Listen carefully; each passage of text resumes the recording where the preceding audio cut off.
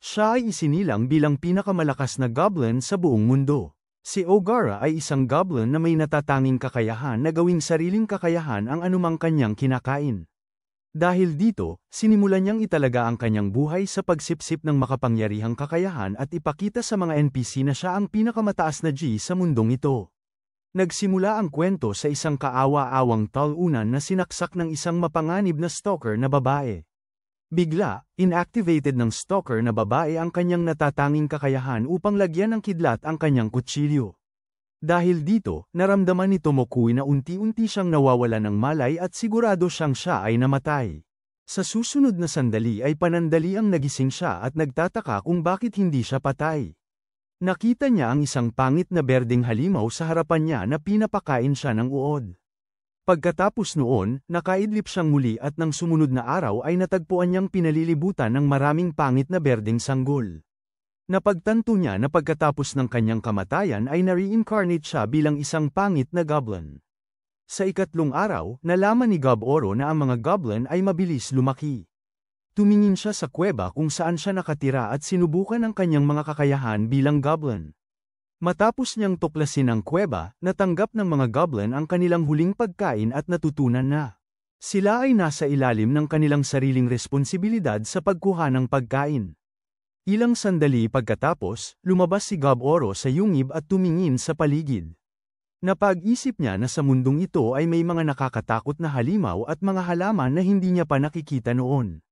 Sinundan siya ni Gob Kichi, ang pinakamalaking goblin na isinilang, at siya ay nasa sabik na umalis sa yungib. Ipinakilala ni Gob Oro ang kanyang sarili sa kanya at nagpasya na bumuo ng isang koponan kay Gob Kichi. Sunod silang pumasok sa gubat at natuklasan nila ang isang kuneho na may isang sungay. Nagsimulang habulin ni Gob Kichi ang kuneho at hinabol ito patungo kay Gob Oro. Sa tamang pagkakataon, tumalon si Gob Oro mula sa isang puno at pinatay ang kanilang biktima. Pinaplano ni Gob Kichi na kainin ang kuneho, pero pinigilan siya ni Gob Oro at pinagsabihan ang kanyang kakampi.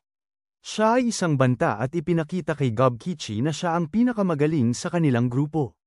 Makalipas ang ilang oras, nagising ulit si Gob Kichi at ibinahagi ni Gob Oro ang karne ng kuneho sa kanyang kaibigan.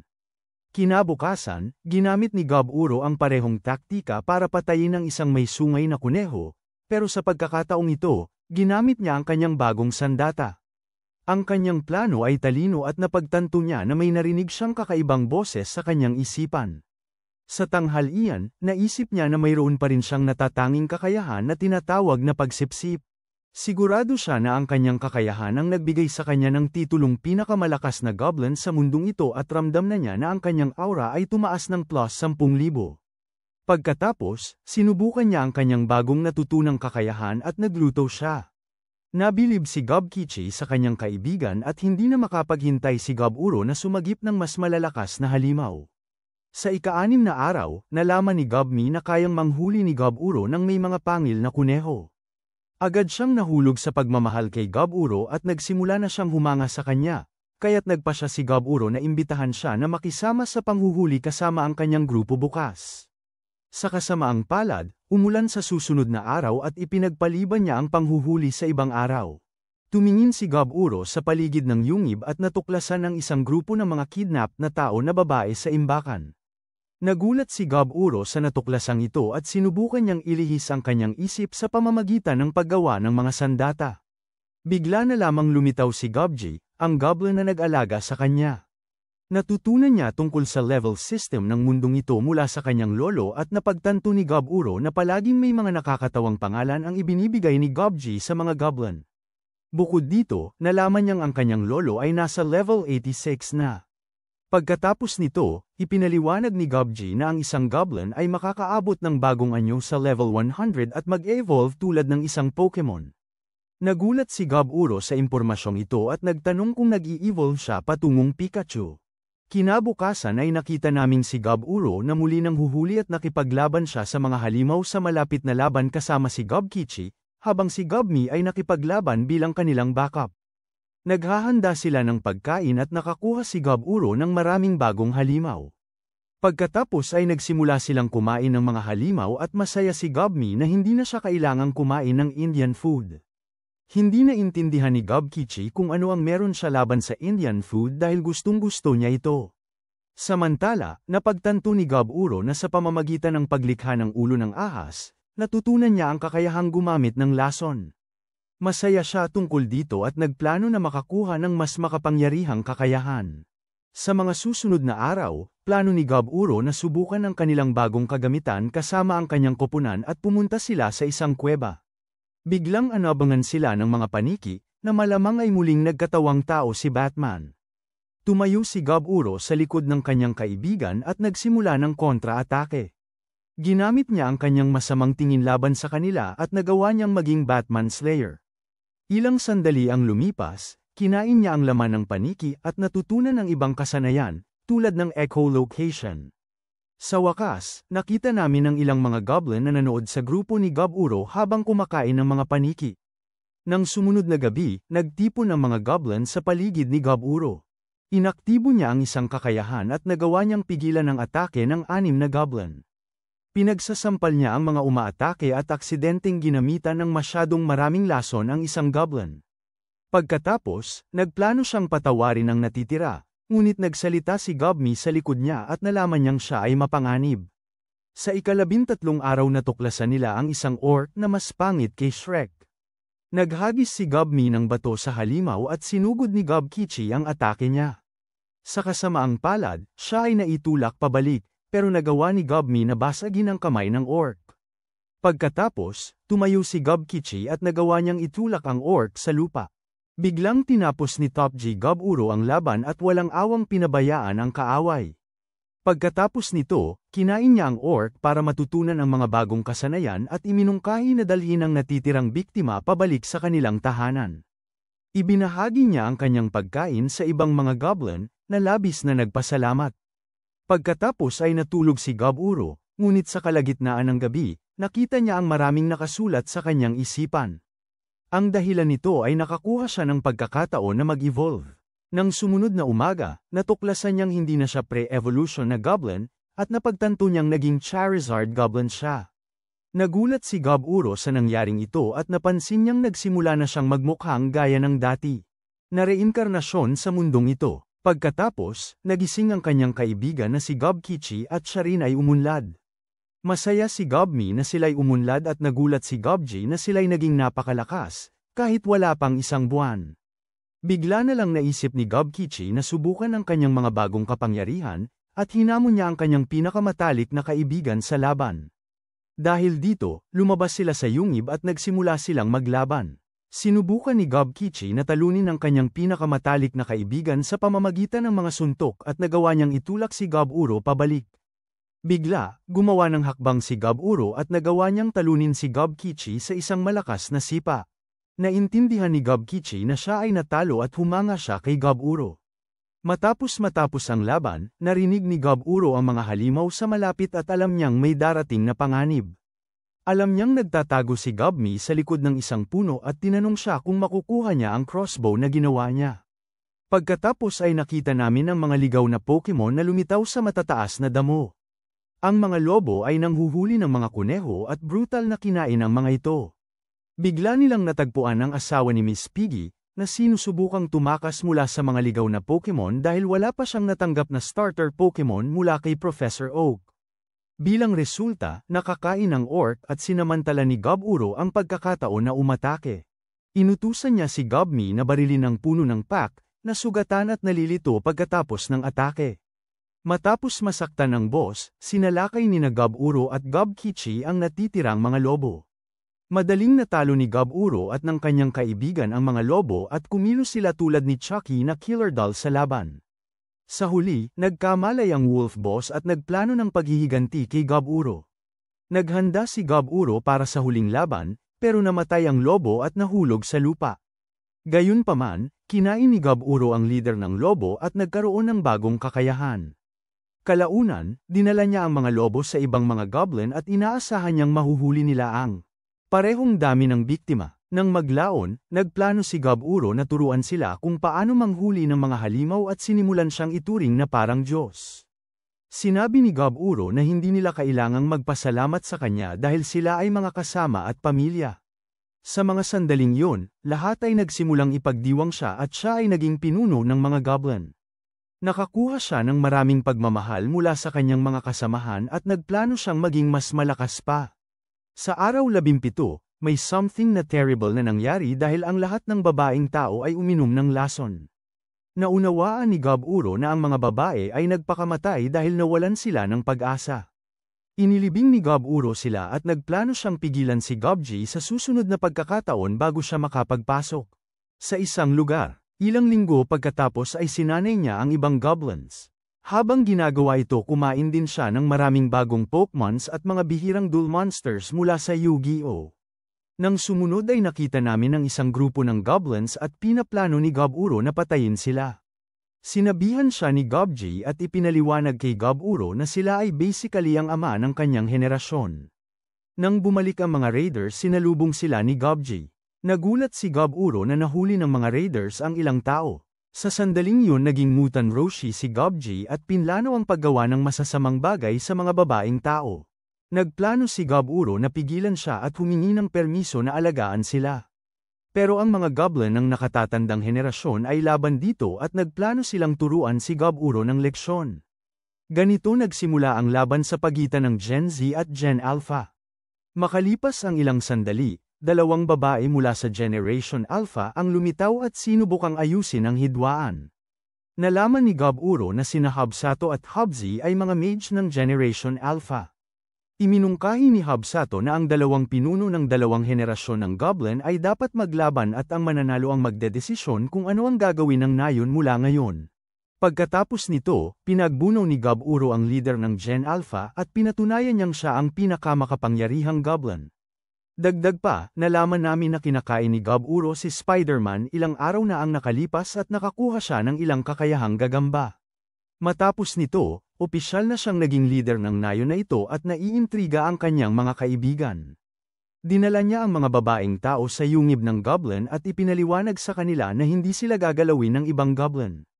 Kaya't nangako siya sa kanila na isang araw ay ibabalik niya sila sa isang nayon ng tao. Gayunpaman, nagtanong si Rob Elia kung ano ang gusto niyang kapalit at sumagot si Gob-Uro na ang gusto lang niya ay ang kanilang kaalaman bilang tao. Nalaman niya na sila ay bahagi ng isang naglalakbay na negosyo at ang natitirang bahagi ng grupo ay pinatay ng mga nakatatandang goblin. Kinabukasan, binisita niya muli ang mga babaeng tao at nagdala ng pagkain. Nagulat siya na hindi na sila natatakot. Ang dahilan dito ay ang aura ni Gob-Uro ay plus 10,000. Nang sumunod na araw, natutunan ni Gob-Uro na ang mga tao ay hindi umuunlad tulad ng mga goblin, ngunit natututo pa rin sila ng mga bagong kasanayan tulad ng sa isang MMORPG. Ilang araw ang lumipas, nakita natin si Gob-Uro, na nagsimula ng isang bootcamp at ang ibang mga goblin ay kailangang gumawa ng push-up. Bigla, ang ilang mga nakatatandang goblin ay napagod at sinubukan nilang magrebelde laban kay Gob-Uro. Sinaktan ni Gob-Uro ang mga ito at nagalit sila. Sa ika-31 araw, nakikipaglaban si Gob-Uro sa kanyang pinakamatalik na kaibigan at na-impress ang mga bagong goblin sa kanilang laban. Nakipaglaban sila hanggang gabi at pagkatapos matulog si Gob-Uro, nakaramdam siya ng grupo ng mga goblin na papalapit sa silid kung saan natutulog ang mga babaeng tao. Plano ng leader ng Gen Alpha na gahasain ang mga babaeng tao, ngunit pinutektahan ni Gob-Uro ang mga ito at pinigilan ang mga goblin ng Gen Alpha sa pag-atake. Nagalit si Gob-Uro na hindi sinunod ng mga mas matatandang goblin ang kanyang mga utos. Kaya't nalunok niya ang mga goblin ng Gen Alpha at humingi ng tawad sa mga babae dahil sa pagpapahintulot sa kanila. Doon na dumating si Gobkichi at ang mga goblin ng Gen Z naramdaman ni Gob-Uro na parang si Pablo Escobar at sinabi kay Gobkichi na ilabas ang mga tao. Kaya naintindihan ng mga goblin ng Gen Alpha na hindi sila pwedeng kumilos na parang Giga Chad at namatay ang kanilang leader kinabukasan. Sa hapon, pumunta sila para makipaglaban sa isang unicorn at ginamit ni Gob-Uro ang kanyang Spider-Man powers. Nagawa niyang immobilize ang unicorn at umatake kasama si Gobkichi. Pagkatapos nito, kinain niya ang legendary monster at nagplano siyang gumawa ng lasagna mula dito. Bukod dito, natutunan niya ang mga bagong kasanayan at sinubukan agad ang mga ito. Sa gabi, natutulog si Gob-Uro, ngunit bigla siyang ginaisang ni Rob Elia. Pinabole niya siya at niyakap siya. Kinabukasan, nagising siya at na-realize niyang napabole din niya si Gobmi. Nang maglaon, pumunta sila para mag-ensayo at nalaman niyang nag-evolve na si Gob at tumaas ang kanyang aura. Pagkatapos, nakita namin ang ibang mga goblin at bawat grupo ay itinalaga ng isang commander, maliban kay Hobsai, na siya lamang mage sa kanilang nayon. Kaya ginamit niya ang kanyang oras para magbasa ng mga libro tungkol kay Harry Potter para matutunan pa ang tungkol sa mahika. Sunod, pumasok si Gob Uro sa gubat at nakakita siya ng unicorn. Sinubukan niya ang kanyang demise magic na tinatawag na I beat you up boy at pinatay ang halimaw sa harap ng kanya. Sa gabi, bumalik siya sa nayon ng mga goblin, pero sa daan ay nakakita siya ng mga bakas ng dugo. Sa sandaling yun, naalala niyang sinabi ni Gobji na sa kalaliman ng gubat ay may mga napakalakas na halimaw na tinatawag na Crimson Bears. Gayunpaman, nagulat siya nang makita ang isang natalong unicorn, kahit na mayroon itong balat na mas matibay pa sa bakal. Pagkatapos nito, isang pulang oso ang lumitaw sa harap niya at hindi ito kasing bait ni Winnie the Pooh. Napagtanto ni Gob Uro na hindi siya makakatakas at nagplano na labanan ang halimaw. Nag-isip siya ng isang plano para maging isang mamamatay ng oso at nagbato ng spell na parabang siya ay isang engkanto. Kasapi, kaya't inatake ni Gob Uro ang oso at sinimulan itong labanan ng buong lakas niya. Samantala, nag-aalala si Gobmi para kay Gob Uro, na hindi pa bumabalik. Tinanong ni Gob ang kanyang mga kasama kung sino man ang nakakakita sa kanilang leader, pero sinabi sa kanya na wala si Gob Uro sa yungib. Pagkatapos ay nakita natin ang Crimson Bear, na nagawang tanggihan ang mahika ni Gob Uro sa pamamagitan ng pagsasakripisyo ng kanyang braso. Nagulat si Gob Uro dito at iniiwasan ang mga atake ng kalaban. Naunawaan niya na kailangan niyang ilabas ang lahat ng lakas para manalo. Kaya tumalon siya sa kanyang kaaway at sinubukang patayin ito gamit ang kanyang pang-ambos.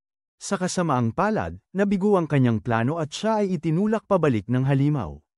Hindi sumuko si Gob Uro at ginamit ang kanyang kasanayan bilang Spider-Man para atali ang halimaw. Pero ang Crimson Bear na na-identify bilang Charizard ay umatake gamit ang flamethrower. Akala ng Crimson Bear ay pinrito na niya ang kanyang kalaban at nagplano na umuwi. Pero si Gob Uro ay naghikab at nag-isip ng bagong plano para talunin ang kanyang kalaban. Matapos siyang magpagaling, nag-activate siya ng water spell at tumakbo patungo sa halimaw. Naglaro si Gob Uro ng Uno Reverse card at ipinakilala ang kanyang sarili bilang water-type Pokemon. Bilang resulta, hindi siya tinamaan ng mga apoy ng Crimson Bear at dinukot niya ang kalaban. Kasama ang kanyang espada, sa kasamaang palad, mas malakas ang oso kaysa sa inaasahan, at itinapon siya ni Gob Uro laban sa isang bato ng buong lakas. Seri siyang nasugatan si Gob Uro, at nagulat siya na hindi namatay ang oso. Napagtanto niyang ang talam ng kanyang espada ay nasa bibig ng oso at nagplano na tapusin ang laban. Kaya tumakbo siya muli patungo sa halimaw at pinatunayan niyang siya ay isang top G. Nakita namin siyang gawin ang galaw ng Undertaker at ang kanyang kalaban ay natalo.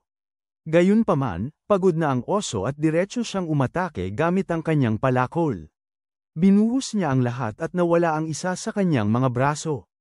Kinabukasan, nakita namin si Gob Uro at nagawa niyang patayin ang Crimson Bear. Nakaipit ang kamay ng oso sa kanyang tiyan at agad niya itong kinain. Nang maglaon, napansin niyang unti-unti siyang nawawala ng malay at pinili niyang mag-evolve.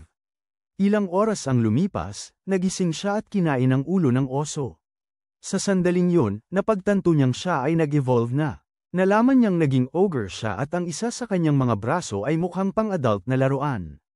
Pagkatapos, bumalik siya sa kanyang nayon at namangha ang kanyang mga kasama sa kanya. Nagalit si Gobmi kay Gob Uro at sinipa siya nito. Nasaktan siya at humingi ng tawad si Gob Uro sa pagpapabahala sa kanya.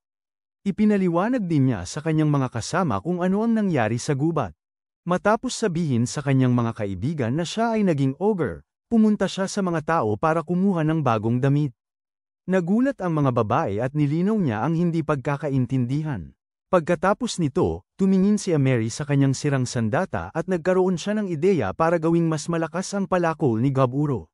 Dahil dito, pinuri siya at hinaplos ang kanyang ulo. Susunod, nakipaglandian siya sa mga kambal at napagtanto niyang sila ay angkop na maging asawa. Nakipag-flirt din siya sa kanila, pero nagalit sina Gobmi at Rob Elia. Lumipas ang panahon, binisita niya ang kanilang alkaimiko at sinubukan ni Spinel na gayahin ang slurp juice mula sa Fortnite. Sinabi niya sa kanya na kailangan niya ang Travis Scott skin para makagawa ng shield potions. Pero nangako si Gab-Uro na bibilhan siya ng lahat ng skin na kailangan niya at nag-flirt din siya sa kanya. Kaya naging wizard si Broski sa isekai at gumawa ng harem na may 6 na iba't ibang babae. Sa araw na 36, nakikipaglaban si Gab-Uro sa kanyang kaibigan, pero halos napatay niya ang kanyang best friend at ilang kasama niya. Kumilos ng kakaiba si Gobkichi at umalis siya sa kuweba. Sa hapon, nakita namin ang kanyang mga kasama at abala sila sa kanilang hobby. Susunod, balak ni Gab-Uro na gumawa ng off-white na damit sa mundong ito. Nag-alala siya tungkol sa kanyang best friend at sumagot si Hobsy na hindi siya dapat kumilos. Tulad ng isang batang babae. Sa araw na 37, dumating si Gobby at may dalang sugatang cab-uncle. Kaya ginamit ni Gab-Uro ang kanyang mga kapangyarihang magpagaling at inalagaan ito. Makalipas ang ilang oras, nagising ang nailigtas na cab-uncle at nagtanong kung nasaan siya. Nagpakilala si Return at nalaman ni Gab-Uro na siya ay hinahabol ng mga tao dahil sa hiyas sa kanyang ulo. Bigla siyang humiling kay Gab-Uro ng tulong para palayasin ang mga adventurer at sinabi sa kanya ang kwento tungkol sa isang alamat na salamangkero na si Velvet. Nalaman ni Gab-Uro na pinoprotektahan ni Return ang kayamanan ng kanyang guro, ngunit sugat ang kanyang core. Sa pag-atake ng adventurer, natutunan niya na mamamatay na si Return at gusto niyang ibigay ang kayamanan kay Gab-Uro. Sa mga sandaling ito, nagtanong siya kung kayamanan ni Gold Roger ang One Piece at nagplano na tulungan si Return. Gayunpaman, nagpa siya si Gab-Uro at ang kanyang mga kaibigan na hanapin ang kayamanan sa parehong araw at tinanong niya ang kanyang side chick number 3 kung natapos na ang sandatang hiniling niya. Naglabas si Ameri ng mantikilyang kutsilyo mula sa kanyang bag at ibinigay ito kay Gab-Uro. Pagkatapos nito ay ipinaliwanag niya sa kanyang mga side chick na wala siyang balak patayin ang mga adventurer at ituturo lang niya sa kanila ang aral. Ilang sandali pa ay nakarating sila sa taguan ni Velvet upang hanapin ang One Piece. Habang naghahanap siya nito, nakilala niya ang mga adventurer na umatake sa Return. Tiningnan nila si Gab-Uro na parang siya'y mahina. Biglang may isang lalaki na nag-activate ng invisibility spell at sinubukang umatake sa kanya, pero hindi nagtagumpay ang atake ng kaaway. Nagbigay si Gab-Uro ng pahayag na wala silang karapatang pumasok sa bahay na ito. Nagalit ang mga adventurer at nagsimula silang bumastos sa kanyang ina. Hindi makapaniwala si Gab-Uro na naglakas loob silang insultuhan ang kanyang ina. Pagkatapos ay inatake siya ulit pero nakaiwas siya gamit ang ilang galaw ni Muhammad Ali. Hindi sumuko ang mga kaaway at hindi nila naintindihan na ang kanilang kalaban ay higit na nakakahigit. Biglang nasaktan si Gab-Uro ng isang kulog na spell. Nainis si Gab-Uro dahil tinamaan siya sa mukha at nagplano siyang mag-higanti. Kaya nagsimula siya ng kanyang counterattack at sinuportahan siya ng kanyang mga kaibigan. Kumuha siya ng kanyang makapangyarihang butter knife at gumawa ng mga peanut butter jelly sandwiches mula sa kanila. Matapos talunin ng mga adventurer, kumain siya ng magic bag at natutunan ang kakayahang item box.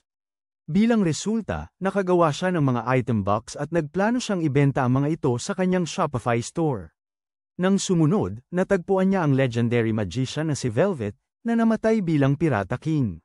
Gayunpaman, pinasalamatan ni Returner si Gab-Uro sa kanyang tulong at pinagkakatiwalaan siya ng kanyang makapangyarihang hiyas. Gayunpaman, naniwala si Gab-Uro na ang kanyang hiyas ay candy, kaya't kinain niya ito. Samantala, sinubukan ni Gobkichi na pasayahin si Gobi na bagong nawala ng kaibigan. Sinabi niya na ayos lang ang lahat, kaya't ngumiti siya sa kanya at agad na nahulog si Gobkichi sa kanya. Pagkatapos, dinala ni Gab-Uro ang kayamanan ni Velvet at napagtanto niyang hindi ito ang isang piraso. Nabigo siya at sinunog ang bangkay ng alamat na mang-uukit, si Velvet. Matapos ito, nakahanap siya ng mahiwagang prosthetic arm na nagbigay sa kanya ng kapangyarihan na maging Transformers. Nagulat ang kanyang mga kaibigan sa kanyang bagong braso at kaya niyang gumawa ng maraming kalokohan gamit ito. Pagkatapos noon, bumalik sila sa kanilang nayon at nag-enjoy sa inuming nakalalasing na natagpuan niya. Sunod, dinala niya ang mga bagong materyales kay Ameri at ginawa niya ng bagong sandata. Masaya siya dito at hindi lamang si Gab-Uro ang nagkaroon ng bagong sandata kundi pati na rin ang kanyang mga kasamahan. Sa hapon, nakipaglaban sila sa mga halimaw at sinubukan ang kanilang mga bagong sandata. Sa araw ng ika-40, napagtanto ni Gob-Uro na ang ilang mababang antas na goblin ay umunlad. Dahil dito, naisipan niyang bumuo ng isang kumpanya ng mercenary. Sa mga sumunod na umaga, pumunta siya upang talunin ng isang gintong gagamba at pinlano niyang maging isang gintong tao gagamba. Nadiskubre rin niya ang isang legendary Pokemon at madali niya itong natalo. Pagkatapos, lumipas ang ilang araw at nakakita siya ng mga OnlyFans chicks sa gubat. Naalala niya ang sinabi ni Gobji na ang mga Dryad ay laging sabik. Sa wakas, nagpakita ang isang Dryad at sinubukan siyang akitin. Alam niyang gamitin ang mga armas ng isang babae at inakit si Gob-Uro gamit ang kanyang makakapal na binti. Sa oras na yun, naging Super Saint si Broski at gumagawa siya ng pelikulang Dragon Ball Z. Nakipaglaro siya sa kanya at ang kanyang aura ay umabot sa plus 30,000. Dahil dito, naging pimp siya at nakuha ang titulong OnlyFans Manager. Sa daan pauwi, nakatagpo siya ng isang lawa, ngunit may mga lalaking butiki na pumapaligid sa kanya. Ginamit ni Gob-Uro ang kanyang Isekai Top G na kasanayan at pinatay ang mga halimaw.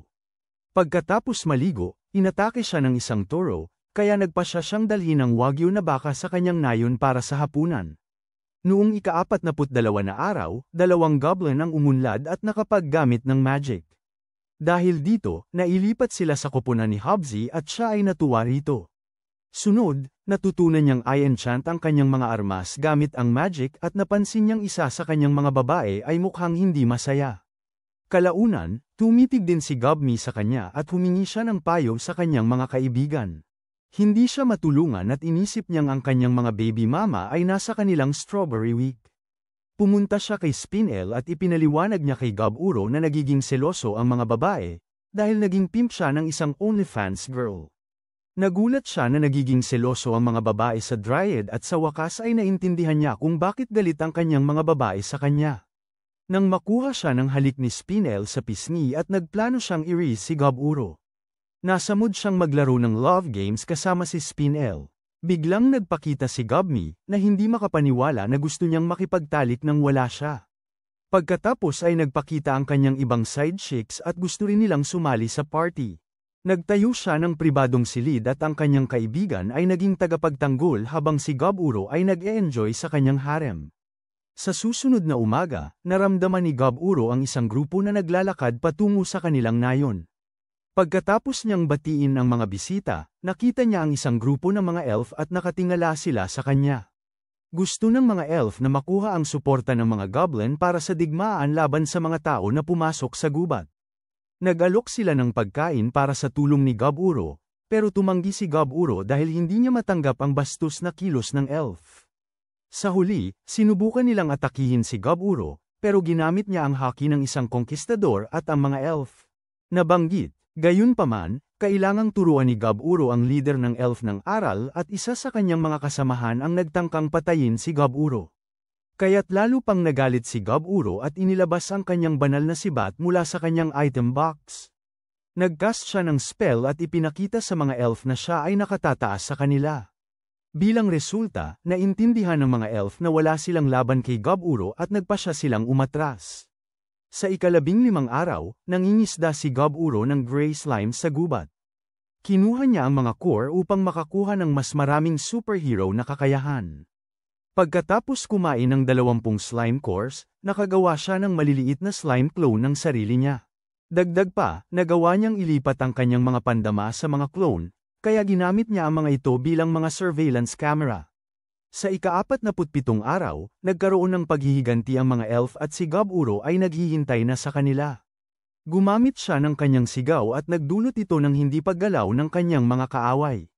Kasunod nito, inayos niya ang mga ito gamit ang kanyang mga kapangyarihan na parang Spider-Man at nahuli sila ni Gob-Uro. Tinanong ni Gob-Uro ang pinuno ng mga elf kung bakit sila bumalik. Ipinaliwanag ng mga babaeng elf kay Gob-Uro na sinubukan nilang pigilan ang kanilang pinuno, pero dahil ang kanilang pinuno ay isang gigachad, hindi niya pinansin ang payo ng kanyang mga kasama.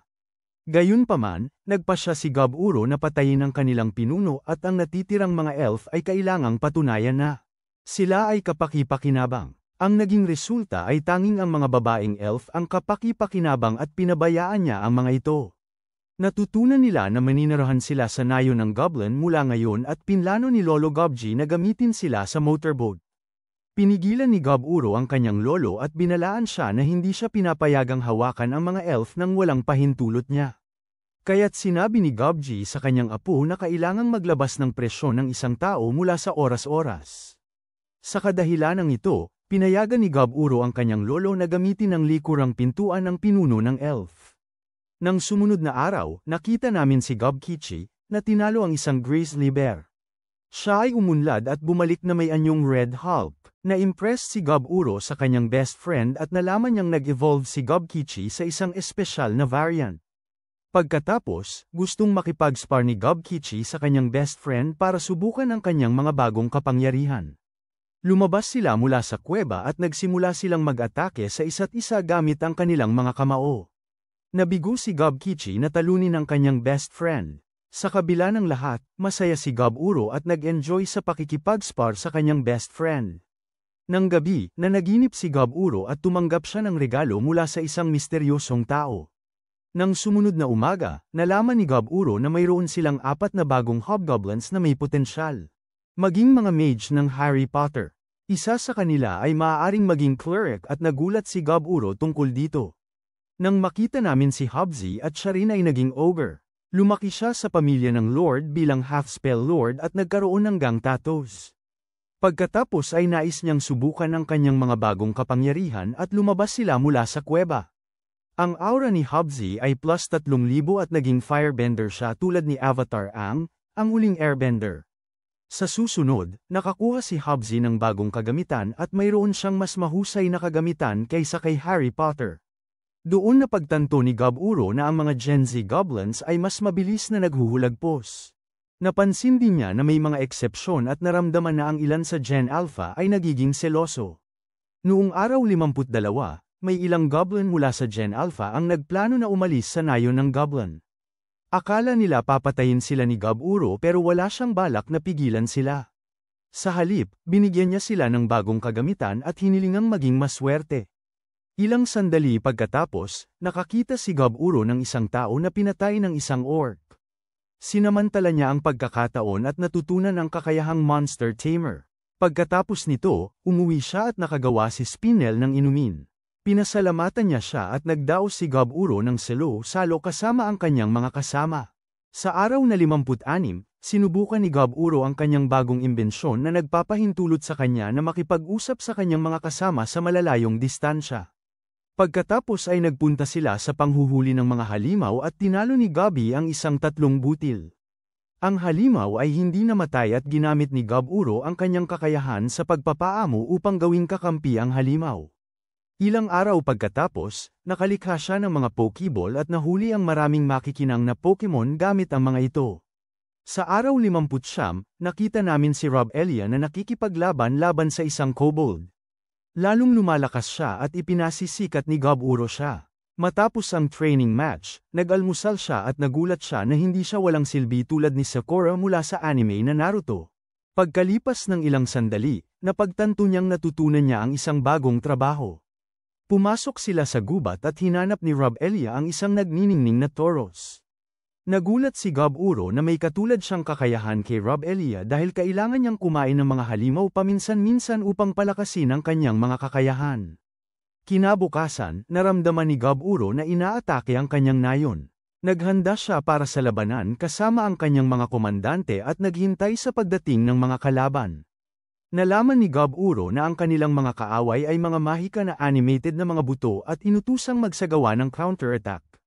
Sa kasamaang palad, masyadong marami ang mga buto kaya sinubukan niyang hanapin ang taong nagkokontrol. Ang hukbo ng mga buto. Pagkatapos ay nakita namin si Hapsado na nakikipaglaban sa ilang mga buto at napagtanto niyang mahina ang mga kalaban.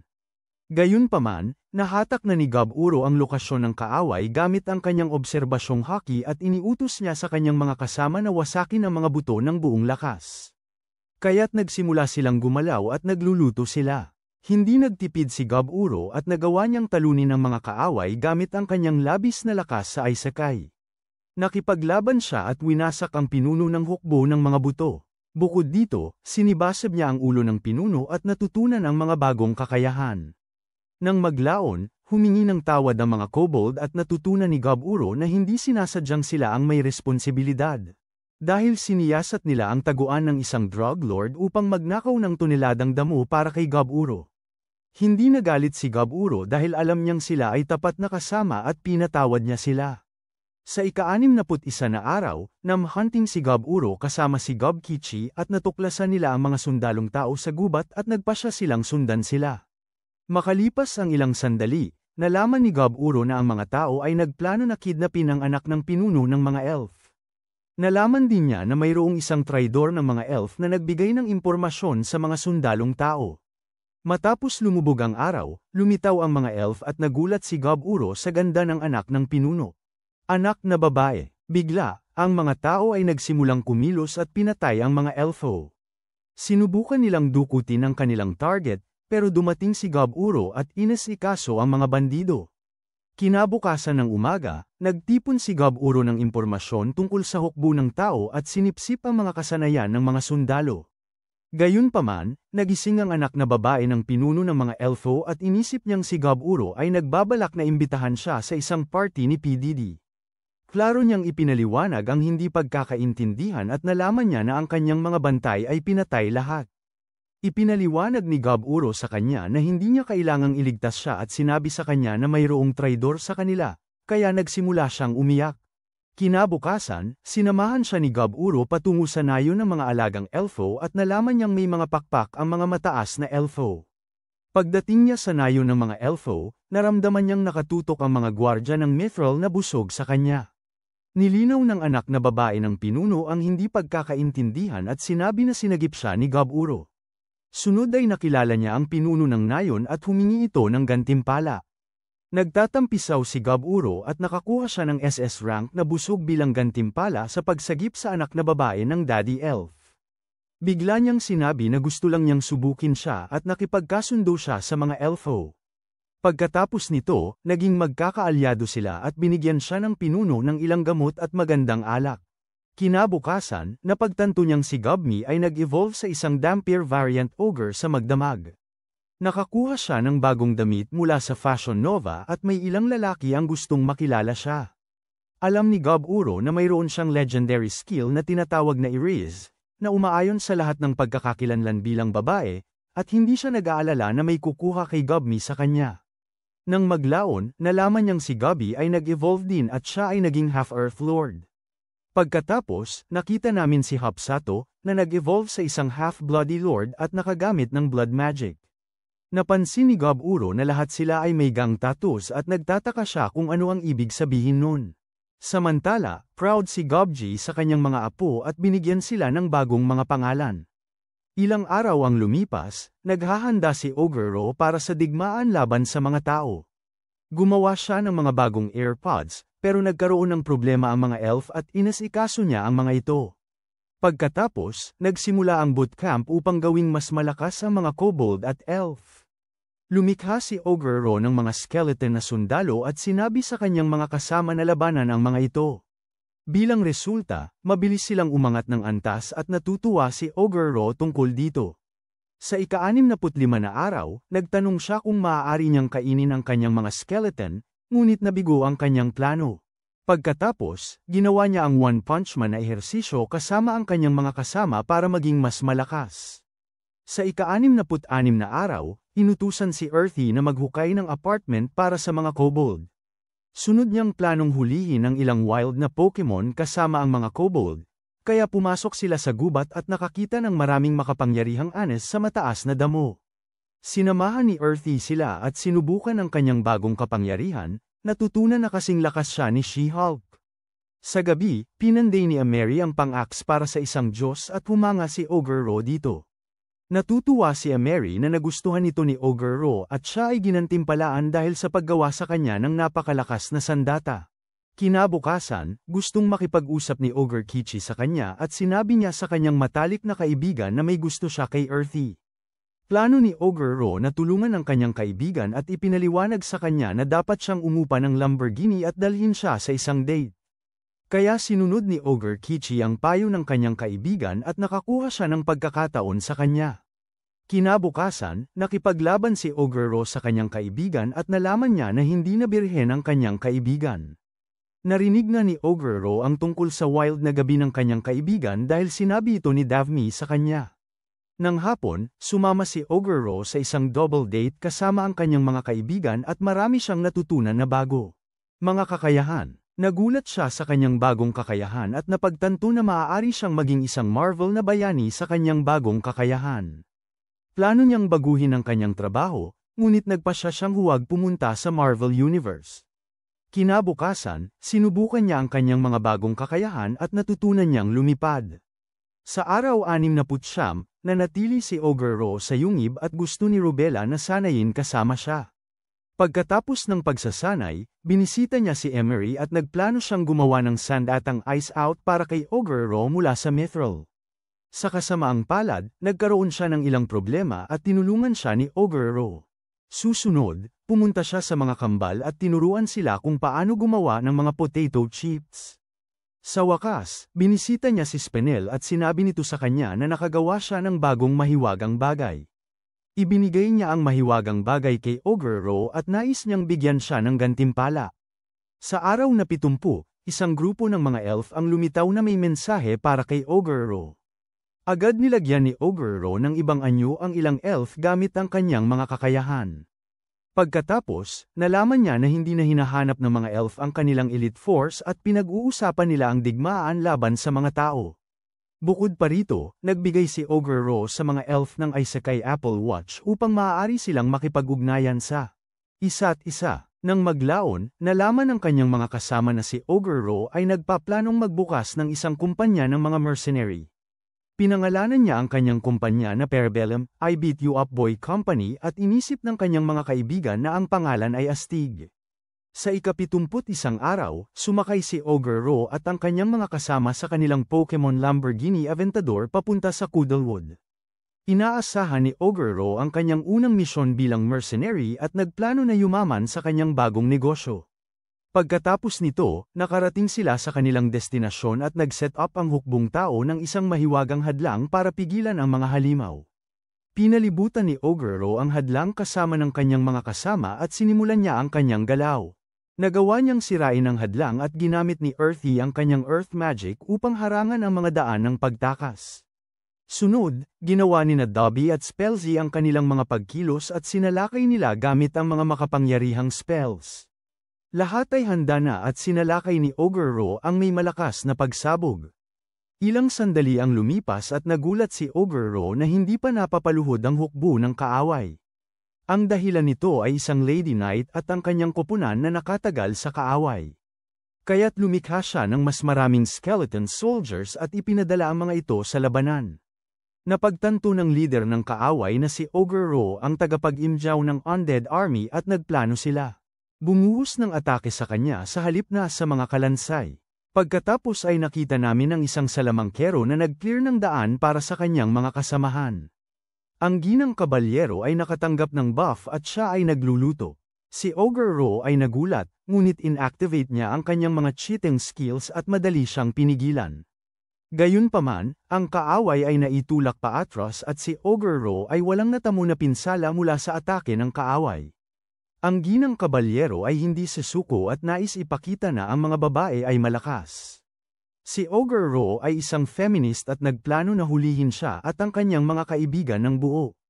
Samantala, ang kanyang mga kaibigan ay inaalagaan ng iba at sila ay nagluluto. Gamitan ni Dobby ang kanyang masasamang mata at inutusan ang mga kaaway na patayin ang kanilang sarili. Pagkatapos ay nakita namin sina Hubsado at Earthy, na ginamit din ang kanilang mga kakayahan at tinanggal ang halos lahat ng kaaway sa loob ng maikling panahon. Samantala, naglalaro si Ogre Ro kasama ang Lady Knight at sinadyang hinayaan niyang tamaan ng isang malakas na atake. Sinubukan niyang ilihis ang kanyang atensyon habang ang kanyang kasama ay nagcast ng level 5 spell. Bigla, umatake ang magician gamit ang kanyang Thunder Dragon spell at naintindihan ni Ogre Ro na nais ng Lady Knight na ialay ang kanyang sarili. Nagpasya si Ogre Ro na protektahan siya at nagpasya siyang panatilihin siyang ligtas. Sa sandaling tinamaan siya ng spell, inactivate ni Ogre Ro ang ilang shield spells para makaligtas sa atake ng kalaban. Humanga si Spellsado sa kanilang leader at nanalo ang koponan ni Ogre Ro sa laban. Matapos ang laban, nahuli niya ang Lady Knight at nakakuha ng bagong kakayahan. Ilang araw pagkatapos ay bumisita si Daddy Elf sa Goblin Village at labis siyang natuwa sa tagumpay. Pinasalamatan niya si Ogre Ro at nagdala sila ng masarap na inumin. Pagkatapos, tumingin siya sa mga nahuling babaeng tao at naintindihan niya na gumana ang horny potion. Ang dalawang babae ay nasa Ice Spice mood kaya ginawa nila ang tanging ginagawa ng mga fans chicks. Ngunit, sumama ang mga babae sa koponan ni Ogre Ro at nakakuha siya ng bagong impormasyon tungkol sa pangunahing puwersa ng mga tao. Iniulat niya ang bagong impormasyon kay Daddy Elf at ipinaliwanag ang kanyang susunod na plano. Sa ika-73 araw, nag-set up si Ogre Ro ng mga patibong upang talunin ang pangunahing puwersa ng mga tao. Nang lumitaw ang kaaway na hukbo, naghintay si Ogre Ro kasama ang kanyang mga kasamahan para sa tamang oras upang ilunsad ang kanilang ambush. Pagkalipas ng ilang sandali, ibinigay ni Ogre Ro ang senyales upang simulan ang pag-atake at lahat ay ayon sa kanyang plano. Sa loob ng maikling panahon, nilipol ni Dobby at ng ilang hobgoblins ang karamihan sa hukbo. Ang natitirang mga sundalo ay naguluhan at ang lider ng tropa ay inutusan ng kanyang mga kasamahan na bumuo ng pader. Nabigla si Ogre Ro sa kanilang estratehiya at inutusan niya ang kanyang mga kaibigan na ipagpatuloy ang pag-atake. Ang mga kalaban ay nakatagal sa atake ng koponan ni Ogre Ro, ngunit nagplano si Ogre Ro para sa susunod na galaw. Kaya inutusan niya si Ogre Kichi na gawin hostage ang komandante ng kalaban. Pagkalipas ng ilang sandali, nakita natin si Ogre Kichi na umaatake sa komandante ng kalaban gamit ang kanyang palakol. Napaatras ang kalaban, ngunit nasiyahan siya sa pakikipaglaban laban sa isang malakas na kalaban. Si Ogre Kichi ay nasisiyahan din, at ngumiti siya habang nakikipaglaban sa kalaban. Samantala, napagtanto ni Ogre Ro na kapakipakinabang ang kaaway na commander at nagplano siyang gawing kasamahan nito. Nang mahuli nila ang commander, tinalo nila ang natitirang mga sundalo at umuwi. Pagdating nila sa bahay, gusto ni Dobby ng oras kasama ang kanyang kasintahan, at nakipaglaro si Ogre Ro sa kanya. Sa araw na 74, dalawang sundalo ang nagreklamo tungkol sa kanilang kahihiyan sa pagkakahuli ng isang itim na ogre. Sinabi ng lalaking may pulang buhok na dapat silang kumalma at na ang itim na ogre ay palaging nagpagaling sa kanila hanggang ngayon. Pagkatapos, nalaman ni Ogre Ro mula sa lalaki kung bakit inatake ng mga tao ang mga elf. Narinig nila ang tungkol sa maalamat na inumin pang sports na prime na kayang magpagaling ng lahat ng sakit sa mundo. Nalaman ng mga tao ang tungkol sa lihim na inumin pang sports at inatake nila dahil dito.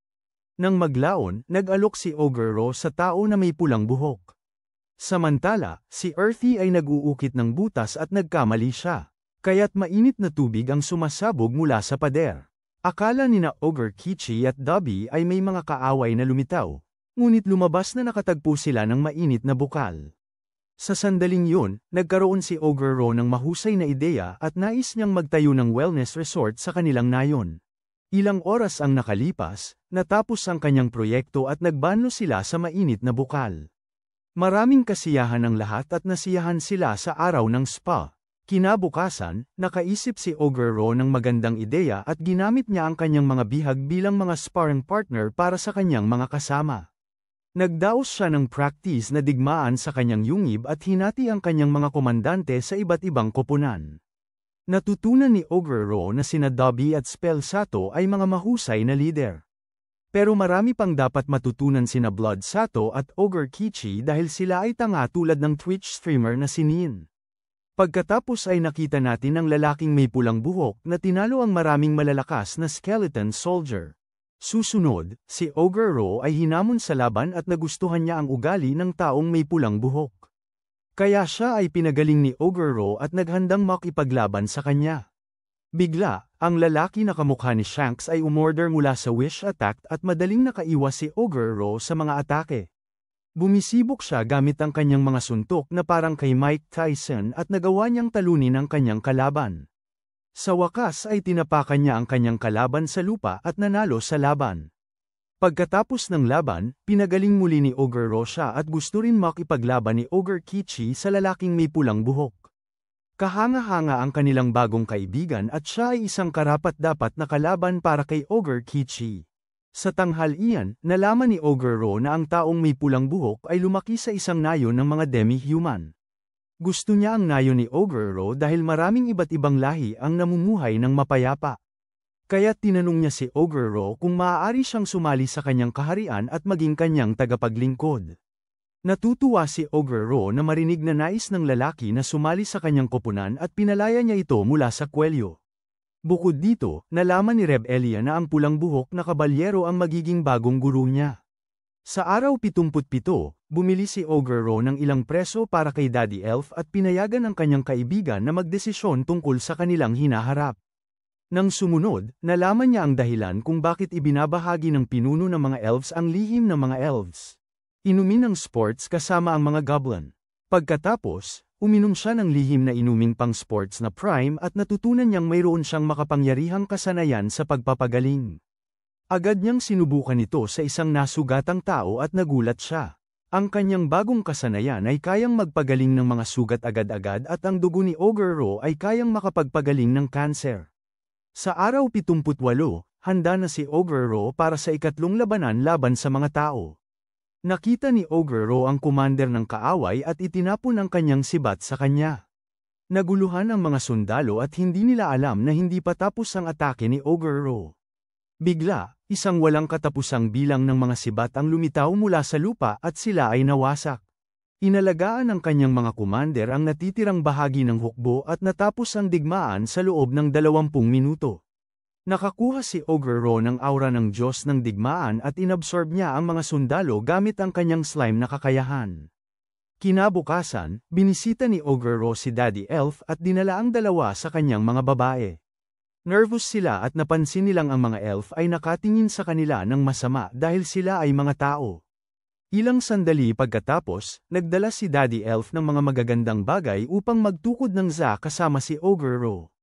Sumunod dito, tinalakay nila ang kanilang susunod na hakbang upang tapusin ang digmaan laban sa mga tao. Sa gabi, bumalik si Ogre Ro sa kanyang nayon at humiling si Teresa kay Ogre Ro ng permiso upang pagalingin ang prinsesa ng kahariang ito mula sa kanyang sakit. Alam ni Ogre Ro na ang pagsasagawa ng problemang ito ay maaaring humantong sa maraming suliraning pangrelihiyon dahil siya ang bagong Jesus ng mundong ito. Sa araw 83, nagsimula ang huling labanan at si Ogre Ro ay nagmasid sa kanyang mga kalaban. Ilang araw bago nito, nalaman niyang makikilahok ang Rug-Old Orden sa digmaan. Bukod dito, nalaman niyang ang Rug-Old Orden ay binubuo ng 8 mandirigma na nakatanggap ng mga pagpapala mula sa Diyos. Sa sandaling yun, labis na natuwa si Ogre Ro na makilala sila at plano niyang saluhin ang kapangyarihan ng pinakamalakas na bayani ng sangkatauhan. Nasa kasalukuyan, naghanda si Ogre Ro para sa huling laban at tinawag ang kanyang undead na hukbo. Plano niyang kunin ang pangunahing puwersa, kaya sinabi niya sa kanyang mga commander na alagaan ang natitirang bahagi ng hukbo. Pagkatapos, gumawa ng hakbang si Ogre Ro at ipinadala ang kanyang undead na hukbo sa larangan ng labanan. Nabulabog ang mga sundalong tao dito at sinubukan nilang ipagtanggol ang kanilang mga sarili. Kumpiyansa silang mapapagal ang undead na hukbo. Pero binigyan ni Ogre Ro ng slime clones ang kanyang mga buto, kaya't nakaramdam sila ng pagiging walang takot at nalugmok ang hukbo ng kalaban. Ilang saglit ang lumipas at nakuha ni Ogre Ro ang kalamangan sa laban na ito. Tumingin siya sa kanyang mga kalaban at inactivate ang isa sa kanyang mga nangungunang G-skills. Patuloy na tumanggi ang mga kaaway na sumuko at tumakbo patungo sa kanya habang naghahanda siya ng isang makapangyarihang spell. Kasabay nito, nakita natin si Bayani Filippo na nagrereklamo dahil mas gusto niyang maglaro ng Fortnite kaysa makipaglaban sa mga mahihina sa gubat. Pagkatapos, dumating siya sa larangan ng labanan at nadama ang isang tao na may plus 20,000 aura. Sumipsip si Ogre Ro ng tubig at dugo at winasak ang mga kaaway gamit ang isang nakabaliw na spell. Ang mga sundalo ay nagulat dito at walang laban sa itim na ogre. Pagkatapos, kumain ng merienda si Ogre Ro at nagpakita si Filippo para batiin siya. Nararamdaman ni Ogre Ro na ang masiglang mukhang lalaki ay malakas at pinsospecha na siya ang sikat na bayani na bonebug, si Filippo. Sinabi ni Filippo na siya ay interesado sa mga lalaki at plano niyang pilitin si Ogre Ro na kunin ang sabon. Si Ogre Ro ay interesado sa mga babae at naintindihan niyang maaaring may problema si Filippo sa droga. Bigla, umiikot si Filippo ng isang kakaibang laruan na mukhang baluktot, na nagtatangkang bugbugin si Ogre Ro gamit ito. Sa mga sandaling yun, naramdaman ni Ogre Ro na ang kapangyarihan ng magic ng kaaway ay lumalaki ng labis at kailangan niyang maging maingat. Pagkatapos, sinabi ni Filippo na tinatawag din siyang Hentai King. Susunod, ginamit niya ang kanyang kakaibang kapangyarihan upang gawing zombies ang mga patay na sundalo. Nagulat si Ogre Ro sa mga kakayahan ng kanyang kaaway. Gayunpaman, sinabi ni Ogre Ro na hindi siya kailanman kukuha ng sabon at nagalit si Filippo. Sumagot siya na siya ay galing sa Australia at ginawang higanteng insekto ang mga zombies. Kin-hatred ni Ogre Ro ang Australia at ang kanyang bangungot na atakihin ng mga higanteng insekto ay naging realidad. Akala ni Filippo na tinuka na si Ogre Ro ng kanyang mga alagang hayop, ngunit ipinagwalang bahala niya ang kanyang kaaway. Kaya't nakatakas si Ogre Ro at madaling natalo ang mga insekto. Maraming kasiyahan si Filippo at sinimulan niyang igalaw muli ang kanyang kakaibang laruan. Pagkatapos ay ginamit niya ang kanyang wand na parabang talong upang utusan ang kanyang mga insekto na ipagpatuloy ang sunod-sunod na atake. Madaling nakaiwas si Ogre Ro sa mga atake at nagcast si Filippo ng makapangyarihang spell. Gayunpaman, tinawag niya ang isang higanteng uod, na planong kainin si Ogre Ro na parang Lay's na chips. Tinagpas sa higanteng halimaw si Ogre Ro at tiningnan siya ng kanyang maanghang na kalaban. Nang malaman ni Ogre Ro na ang halimaw ay may lason, nawalan siya ng lakas upang hawakan ang kanyang sandata. Nag-alala ang kanyang mga kasama at nagplano si Dami na tumakbo upang tulungan si Ogre Ro. Sa kasamaang palad, pinalibutan sila ng mga sundalo at hindi sila makagawa ng kahit ano. Sinabi ni Filippo kay Ogre Ro na hindi niya kailangang mahiya sa pagkatalo sa kanya. Siya ay isang pervert at nagplano na gawing insekto si Ogre Ro. Bigla ay napagtanto ni Filippo na nawala ang kanyang kalaban. Nanalasa si Ogre Ro sa kanya, pero ginamit ni Filippo ang kanyang mga galaw na parang ballerina at nakaligtas siyang walang pinsala. Pagkatapos ay sinabi ni Filippo na naiintriga siya at kumbinsido pa rin siya na siya ay mas malakas kaysa kay Ogre Ro. Balak ni Filippo na gumamit ng isang lihim na teknika at nagplano siyang ipalabas ang kanyang makinang na Caterpie sa laban. Sunod ay nalaman natin na si Filippo ay isang brokey na hindi kayang bumili ng Pokeball tulad ni Ash Ketchum para sa kanyang Pikachu. Kaya't ginamit ni Ogre Ro ang pagkakataon na nahuli niya ang isang Caterpie sa test tube at winasak ang halimaw. Pagkatapos, sinubukan ni Ogre Ro na hiwain ang kanyang kaaway gamit ang kanyang palakol, pero mas marami pang naiisip na tricks si Filippo. Biglang lumabas ang mga tentacles mula sa kanyang katawan at naisip ni Ogre Ro na napunta siya sa isang hentai movie. Nagsawa si Ogre Ro, pero sabay na namanghang sa mga kasanayan ni Filippo bilang insekto. Tumuloy na ang ikalawang round at walang balak si Ogre Ro na matalo. Kaya't itinulak niya pabalik ang kanyang kalaban gamit ang malalakas na lightning spells. Ngunit, sinimulan ni Filippo na gamitin ang kanyang kakayahang lumipad, at akala niya na walang pagkakataon si Ogre Ro na talunin siya mula sa lupa. Sa sandaling ito, inihayag ni Ogre Ro na maaari rin siyang magbago sa isang insekto at may kakayahang lumipad din. Inactivate niya ang kanyang kakayahang exoskeleton at naging isang Marvel hero. Bilang resulta, naging exoman si Ogre Ro, at lumipad siya patungo kay Filippo upang bugbugin siya. Sinubukan ni Filippo na pigilan si Ogre Ro gamit ang kanyang kakaibang mga tentacles, ngunit siya ay naluto at dinurog ni Ogre Ro ang kanyang kaaway sa lupa. Pagkatapos ay nakita natin ang mga komandante ni Ogre Ro na natalo ang kanilang mga kaaway. Nadama ni Dabney ang masamang pakiramdam at lumipad siya patungo sa kanyang kasintahan. Samantala, pinlano ni Ogre Ro na tapusin ang labanan at ganapin ang mga kakayahan ng insekto ni Filippo. Pero nagpa siya ang kanyang kalaban na tumakas. Matapos ang laban, dumating si Dabney at natuwa siya na walang nangyaring masama sa kanya. Nang sumunod, nagpadala si Ogre Ro ng isang clone sa gubat at bisitahin ang susunod na emperador ng mga tao. Sumugod siya na parang ninja at sinabi sa prinsipe na gusto niyang wakasan ang digmaan. Gayunpaman, ibinagay niya sa isang Lady Knight ang Prime Hydration Medicine at nagulat siya dito. Bago umalis ang clone ni Ogre Ro, ipinakita niya ang kanyang tunay na kapangyarihan upang bigyang babala ang mga tao. Bilang resulta, tinapos niya ang digmaan at umalis ang Royal Army. Kinabukasan, winasak ni Earthy ang isang bundok para gumawa ng linya ng depensa. Pagkatapos, inalagaan ni Oguro ang kanyang mga nasugatang kasama at ang mga nahuling kaaway na may potensyal na maging kanyang tagasunod. Habang naghahanda ang kanyang mga kaibigan sa lahat para sa pagbalik pauwi, nakita natin si Oguro na nakakita ng dalawang nasugatang sundalo. Akala ng mga sundalo mamamatay na sila, pero walang balak si Oguro na patayin sila. Kaya't pinagaling niya sila at pinayagan ang dalawang sundalo na umuwi. Bago nila iniwan ang larangan ng labanan, inilibing ni Oguro at ng kanyang mga kaibigan ang kanilang mga nahulog na kasama. Si Oguro at ang kanyang mga kaibigan ay labis na nalungkot at nagnanais na magpahinga ng mapayapa ang kanilang mga pumanaw na kasamahan.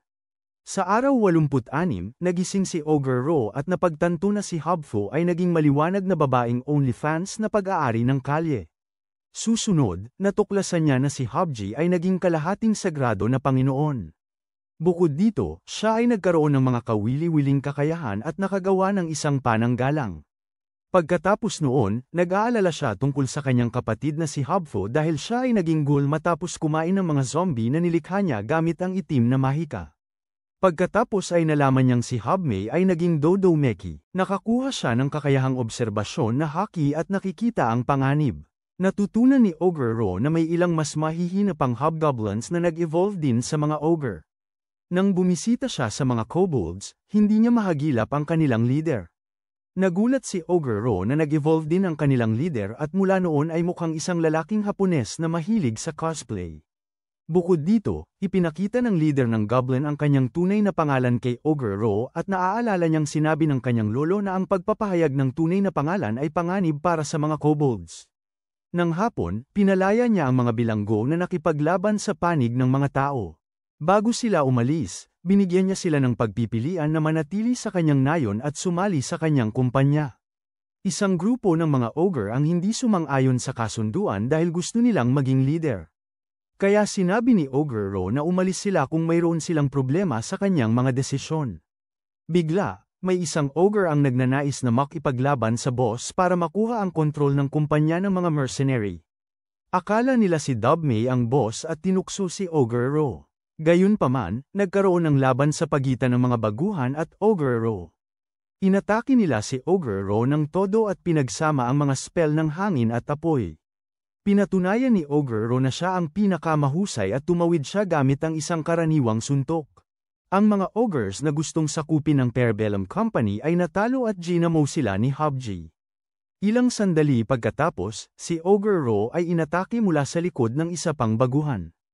Akala niya siya na ang bagong boss, pero nagkamali siya. Pinarusahan ni Oguro ang lalaking umataking palihim sa kanya. Sunod ay hinanap niya ang kalahating damper na ogre, pero sinubukan ng lalaking ito na makuha ang atensyon ng kanyang baby mama. Nainis si Oguro at nagpasya siyang bugbugin ang lalaki. Samantala, ang ibang lahi ay gustong maglingkod kay Oguro dahil pinalaya sila ni Oguro mula sa pagkaalipin. Ilang sandali pagkatapos, nalaman ng damper na siya ay vegan at sinubukan niyang akitin si Oguro. Nabigla si Oguro sa nangyari at nagpasya siyang sipain ulit siya. Pagkatapos nito, nakakuha sila ng 50 bagong miyembro at nagsimula si Oguro na sanayin sila. Sumunod dito, dinala niya ang isang grupo ng mga dwarf sa kanyang side chick number 3 at hiniling ni Oguro kay Ameri na alagaan sila. Pagkatapos noon, ginamit niya ang kanyang libreng oras upang gumawa ng bagong Iron Man suit. Sinubukan din niya ang ilan sa kanyang mga bagong kakayahan at pinagsama ang dalawang kakayahan na nagdudulot sa kanya ng problema. Sa ika-86 na araw, ginamit niya ang kanyang mga bagong miyembro upang subukan ang kanyang bagong kakayahan sa labanan. Pagkatapos ng ilang araw, nagbigay ang mga dwarf kay Oguro ng Warhammer bilang regalo. Sinabi nila sa kanya na dapat itong maging tanda ng kanilang pagkakaibigan. Pagkatapos pumasok siya sa gubat at nagkaroon siya ng maraming riz na nakakuha siya ng atensyon ni Miss Dryad. Sa araw na 88, nagpasya si Oguro na maging magsasaka dahil nakatanggap siya ng mga mahiwagang buto mula kay Miss Dryad. Nagsimula ang kanyang buhay bilang isang part-time na magsasaka at maraming saya si Rob Elia dito. Ilang araw ang lumipas, Bumalik ang ilan sa kanilang mga bagong recruit sa kanilang mga tahanan at nagpasya si Ogre Ro na ipadala rin ang ibang mga bilanggo pauwi. Si Dami ang nag-alaga nito at ginamit ang kanyang mga kakayahan sa pagmamanipula para burahin ang kanilang mga alaala bago sila ipadala pauwi. Dahil dito, nakalimutan nila ang tungkol sa nayo ng goblin at naging mga especially iya sila para sa mga goblin. Nang maglaon, inanyayahan siya ni Daddy Elf sa isang salo dahil nais niyang pasalamatan si Ogre Ro at ang kanyang grupo para sa kanilang tulong. Tanong ni Ogre Ro kung ang pag-anyaya sa ibang lahi sa nayo ng elf ay hindi magiging problema. Sumagot si Daddy Elf na hindi ito problema dahil sila ay magkaibigan at nagpapasalamat siyang nakilala siya. Matapos nito, nag-enjoy sila sa palabas at ang anak na babae ng pinuno ay isang pari na nagpapadala ng mga kaluluwa ng mga elfo na namatay sa digmaan sa ibang buhay. Kinabukasan, nahukay na ni Earthy ang huli sa bato ng espiritu. Nalaman namin na ang Spirit Stone ay orihinal na pamana ni Velvet the Wizard. Gayunpaman, nagpasya si Ogre Ro na kainin ang huling batch bilang tanda ng kanyang pasasalamat kay Velvet. Pagkatapos, ginamit niya ang kanyang mga buto bilang Lego pieces at sinubukan niyang gumawa ng bagong mga halimaw. Kinabukasan, nakagawa siya ng isang exotic car monster at nalaman ng kanyang mga babae na balak niyang dalhin sila sa isang bayan ng tao. Akala nila itataboy sila, pero gusto lang ni Ogre Ro na tuparin ang kanyang pangako. Nang maglaon, nakita namin si Rob Elia at siya ay malungkot dahil ayaw niyang umalis kay Ogre Ro. Pinasaya siya ng guro ni Rob Elia at sigurado siyang ayaw ni Ogre Ro na alisin siya. Sa araw na 72, si Ogre Ro ay gumugugol ng oras kasama ang kanyang mga side chick. Masaya siya na nakilala ang mga babae sa mundong ito at nagpapasalamat sa kanilang kaalaman. Matapos nito, nag-host siya ng welcome party para sa mga bagong miyembro ng kanilang kumpanya. Uminom ng marami ang ogre na may pulang buhok at gusto niyang makipag-inom sa kanilang leader. Nang sumunod na umaga, hinati ni Ogre Ro ang kanyang mga miyembro sa iba't ibang koponan. Nagdesisyon siyang magtalaga ng isang commander sa bawat koponan at ipaliwanag ang kanilang mga takdang gawain. Pagkatapos, nagplano siyang umalis at dinala ang ilang mga baguhan kasama niya. Sobrang kinakabahan at excited sila na umalis sa gubat sa kauna-unahang pagkakataon. Kaya't nagpaalam si Ogre Ro sa kanyang pinakamatalik na kaibigan at hiningi kay Earthy na suportahan si Ogre Kichi. Pagkatapos nito, umalis sila sa kanilang nayon at nagsimula ang paglalakbay ni Ogre Ro bilang isang mercenary. 6 na araw ang lumipas at nakarating sila sa kanilang destinasyon at nagplano silang pumasok sa Tilted Towers. Sa mga sandaling yun, natatakot ang mga residente ng Tilted Tower sa kanya at inisip nilang sinusubukan niyang patayin sila. Inayos ng mga dating kaibigan na mga ngalakal ni Ogre Ro ang hindi pagkakaintindihan sa tulong ng ilang V-Bucks, kaya't pinayagan ang grupo ni Ogre Ro na pumasok sa Tilted Towers. Pagkatapos, nakipag-usap siya sa kanyang mga babae at sinabi na kapag umalis sila sa bayan na ito, dapat siyang ipaalam kung nais ba nilang ipagpatuloy ang pagtira kasama siya o hindi. Sa sandaling yun, naaalala niya ang araw na sila ay tinangay at umaasa na hindi siya iiwan. Sunod, nagplano si Ogre Ro na pumunta sa guildhouse at naghiwalay siya sa kanyang koponan. Nang dumating siya sa guildhouse, nagdulot siya ng problema dahil natatakot ang mga adventurer sa kanya. Bigla, may lumitaw na matandang lalaki at nais niyang tulungan si Ogre Ro na maging adventurer. Sunod, nagplano siyang mang-alap ng impormasyon sa syudad at ginamit niya ang kanyang i-identify bilang kasanayang pantao upang maiwasang maakit ang atensyon. Nagulat ang kanyang mga kaibigan dito at nagtataka kung siya ay transgender. Gayunpaman, naglalakad siya sa bayan at napagtanto niyang maraming residente ang humuhusga. Siya ay bahagi ng cartel dahil sa kanyang mga tato. Susunod, nakita siya na inaatake ng mga bandido sa isang eskinita. Madali siyang natalo ang mga ito at nabawi ang kanilang mga kakayahan. Bukod dito, natuklasan niyang may ilang singsing at nagtataka kung ano ang ibig sabihin nito. Bigla, may isang blonde na batang lalaki na humiling sa ilang bandido na palayain ang kanyang ginang. Nakikinig si Ogre Ro sa pag-uusap at natuklasan na ang kriminal ay may suot na parehong singsing sa mga tao noong una. Pagkatapos, sinabi ng blonde na batang lalaki, na kamukha ni rapper Eminem, na ililibre niya ang prinsesa, ngunit nabigo ang kanyang plano at siya ay nalupig ng mga bandido. Pinaplano ng mga kriminal na ipadala siya sa kaharian ng mga patay, pero sinaktan ni Ogre Ro ang mga kriminal. Nang maglaon, nagreklamo ang bata dahil nagalit siya na hindi pinatay ni Oguro ang mga bandido. Pinakalma siya ni Oguro at binigyan siya ng kanyang business card. Bago siya umalis, nag-transform siyang muli bilang ogre at sinabi na siya ay isang mercenary. Nang gabing yun, kinontrata ni Eminem si Oguro at nalaman niya na ang prinsesa ay nakidnap ng isang mapanganib na grupo ng mga bandido. Agad na nagtrabaho si Oguro at natagpuan ang taguan ng mga kriminal. Pagkatapos, nagbukas siya ng isang silid at nakita ang prinsesa na nakahiga na walang malay sa sahig. Agad na naunawaan ni Oguro na ang pagdukot ay malamang na pinlano ng ibang mga grupo ng mga royal na pamilya. Gayunpaman, sinunog ni Oguro ang lahat ng ebidensya at inutusan si Eminem na panatilihing lihim ang pagdukot sa kanyang nilalang. Bigla, ginamit ni Genki ang kanyang espesyal na kakayahan at inutusan si Eminem na isipin ang ibang bagay dahil kung hindi, muling mapapahamak ang prinsesa. Sa araw na 103, nakatanggap siya ng mensahe mula kay Seiji at sinabi nitong may mga bagong bata na goblin na isinilang. Kasunod nito, pinlano niyang bumalik sa kanyang nayon at nais niyang malaman ang desisyon ng kanyang mga babae. Kaya nalaman niyang may potensyal silang maging kanyang mga chumamis at sabik siyang naghihintay. Maging chupapi pisutaso. Makalipas ang ilang oras, binisita niya ang prinsesa at ipinakilala ni Ruby ang kanyang sarili bilang anak ng unang reyna ng Sternberg Kingdom. Hindi makapaniwala si Rob Elia na makikita ang isang prinsesa at humanga siya rito. Nang maglaon, sinabi ni Ruby na nais niyang kumuha ng Parabellum Company upang samahan siya patungo sa royal capital ng Oswell. Samantala, hindi alam ni Oguro kung bakit pero naramdaman niyang ang kanyang aura ay plus 40,000. Sa kabila ng lahat, tinanggihan niya ang misyon dahil kung hindi, maaaring magdulot siya ng problema sa kanyang mga gwardya. Pagkatapos noon, pinagsabihan niya siya, ngunit walang silbi at nakumbinsi ni Ruby si Oguro na tanggapin ang gawain. Ang dahilan kung bakit tinanggap niya ang trabaho ay dahil inaalok siya ni Prinsesa Ruby ng 1,000,000 V-Bucks para sa trabahong ito. Kinabukasan, nalaman ni Oguro na nakatakas si Ruby ng lihim mula sa kanyang mga gwardya. May hinala na si Oguro na nagdudulot siya ng malalaking problema sa kanyang mga gwardya at naawa siya sa kanila. Gayunpaman, sinakay niya siya sa kanyang kakaibang sasakyan at natuwa si Ruby sa biyahe. Sa kanilang paglalakbay, natagpuan ni Ruby ang ilang mga kalabaw at narinig ni Oguro na ang kanilang karne ay parang wagyu beef.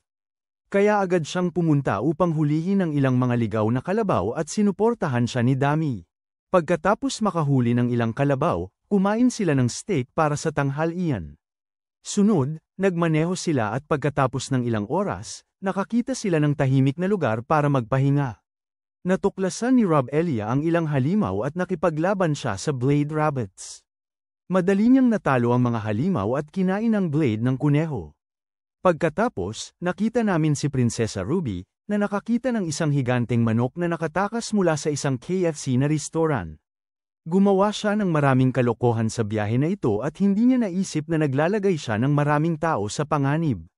Dahil dito, pinagsabihan siya ni Oguro dahil sa kanyang asal na walang ama. Sa araw 104, natagpuan ni Oguro ang isang masalansang pagungsawa at humingi siya ng tulong kay Neki at sa kanyang mga kaibigan para sa tulong. Kaya nahuli niya ang lahat ng ahas sa tulong ng kanyang mga kasama at pinlanong kainin ang mga ito na may sekretoong sausawan. Pagkatapos, nakita natin si Ruby na humingi ng tawad sa mga kambal dahil sa paglikha ng gulo kanina. Susunod ay nag-enjoy sila sa barbecue at lahat ay nagkaroon ng maraming kasiyahan. Nang sumunod na mga araw, naglakbay sila at napagtanto ni Oguro na si Prinsesa Ruby ay labis na mausisa tungkol sa mundo. Naunawaan niya na siya ay isang mabait na dalaga sa kabila ng kanyang mailap na kalikasan. Nakalipas ang ilang araw at nagpasya siyang tulungan si Eminem na maging mas malakas. Humiling siya kay Oguro na ituro sa kanya ang mga bagong teknik sa pakikipaglaban at nais ni Prinsesa Ruby na sumali sa kanyang pagsasanay. Ganito nagsimula ang training ni Eminem sa One Punch Man. Sa kabilang banda, masigasig din na nag-ensayo si Prinsesa Ruby at humanga si Oguro sa kanyang determinasyon. Nang gabi, pinag-usapan nila ang ruta na dapat nilang tahakin kinabukasan. Bigla, sinabi ng kabalyero ni Ruby na may legendary Pokemon na nakatira sa bundok na may maraming mapanganib na kakayahan. Gustong-gusto ni Oguro ang panganib at nagpas siyang manghuli ng Jade Eagle. Pagdating ng umaga, nahuli ni Ogre Ro ang ilang lumilipad na manok at pinatunayan niyang siya ay tunay na itim na ogre dahil mahilig siya sa pritong manok. Pagkatapos ay umalis siya gamit ang kanyang Isekai Royce Rolls upang hanapin ang legendary Pokemon. Nagtatakot ang mga babae at nagtago sila sa karwahe. Samantala, akala ni Ogre Ro na hindi siya mamamatay dahil nagtatrabaho siya bilang cameraman sa kanyang dating buhay. Ilang saglit ang nakalipas, lumipad ang Jade Eagle sa harap niya at nagplano siyang talunin ito gamit ang mga galaw na natutunan niya kay Jimmy Yagi.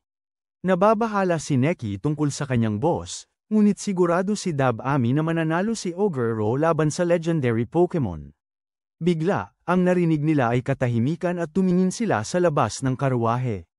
Natuklasan nila ang isang pumutol na braso at nagulat sila dito. Pagkatapos ay nakita nila si Ogre Ro na buhay pa at nakaharap sa legendary Pokemon. Masyado siyang naglalaro at nawalan din ng isang binti sa pakikipaglaban sa Jade Eagle. Bigla, sinubukan ng Jade Eagle na talunin siya sa bilis at kinakain ni Ogre Ro ang sarili niyang braso. Kumain na siya dati ng Piccolo mula sa Dragon Ball at nakuha ang kakayahang muling lumago ang kanyang mga bahagi. Dagdag pa, inactivate niya ang kanyang Iron Man suit at ginamit ang kanyang Sharingan Ice, na ninakaw niya kay Itachi upang hipnotayin ang halimaw. Bilang resulta, hindi na makagalaw ang Jade Eagle at dinurog ni Ogre Ro ang Eagle gamit ang isang malakas na atake. Nanalong labanan si Ogre Ro at nagulat ang kanyang mga kaibigan sa kanyang kapangyarihan. Nang sumunod, nakakita si Ogre Ro ng Soul Stone sa higanteng ibon. Nagulat siya rito at tumaas ang kanyang raise level habang hawak ang Soul Stone. Susunod, inihaw niya ang laman ng ibon at natutunan ang maraming bagong kasanayan sa proseso. Pagkatapos kumain, nakapag-evolve siya tulad ng isang Digimon dahil sa kanyang mga bagong kakayahan. Biglang tinanong ni Prinsesa Ruby kung bakit niya kinakain ang lahat ng nilalang na kanyang napatay. Nasagot na niya ang tanong na ito dati at hindi nagbago ang kanyang sagot mula noon. Sumagot siya na bawat buhay ay mahalaga at tungkulin niyang kainin ang mga ito dahil nagpapalakas ito sa kanya. Ang sagot ay nagbigay diin kay Prinsesa Ruby tungkol sa kanyang buhay at nagpatuloy sila sa paglalakbay. Ilang araw kalaunan, nakarating sila sa isang maliit na nayon. Nagulat ang mga taga-nayon nang makita ang isang itim na ogre at inisip nilang kaaway si Ogre Ro. Sa pagkakataong yun, ginamit ni Ruby ang kanyang Black Lives Matter na kasanayan at pinatunayan sa mga taga-nayon na siya ay kabilang sa royal na pamilya. Nailigtas niya si Ogre Ro sa pang-aabuso ng pulis at natuwa siyang siya ay nakatulong. Pagkatapos, bumisita sila sa Niagara Falls at humanga ang lahat dito. Susunod, naglalaro si Ruby sa tubig at nainis si Dami. Gusto ni Dami na gumanti kay Ruby at sinubukan siyang hulihin. Sa gabi, bumisita ang mga batang babae sa isang mainit na bukal at nag-enjoy sa mainit na tubig. Nang sumunod, napagtanto ni Prinsesa Ruby na sobrang patag ng katawan ni Rob Elia at inasar siya ng prinsesa. Sa kalaunan, inimbitahan ni Ogre Ro ang mga taga-nayon sa isang piging. Nagbahagi sila ng inumin at nag-enjoy sa magandang gabi.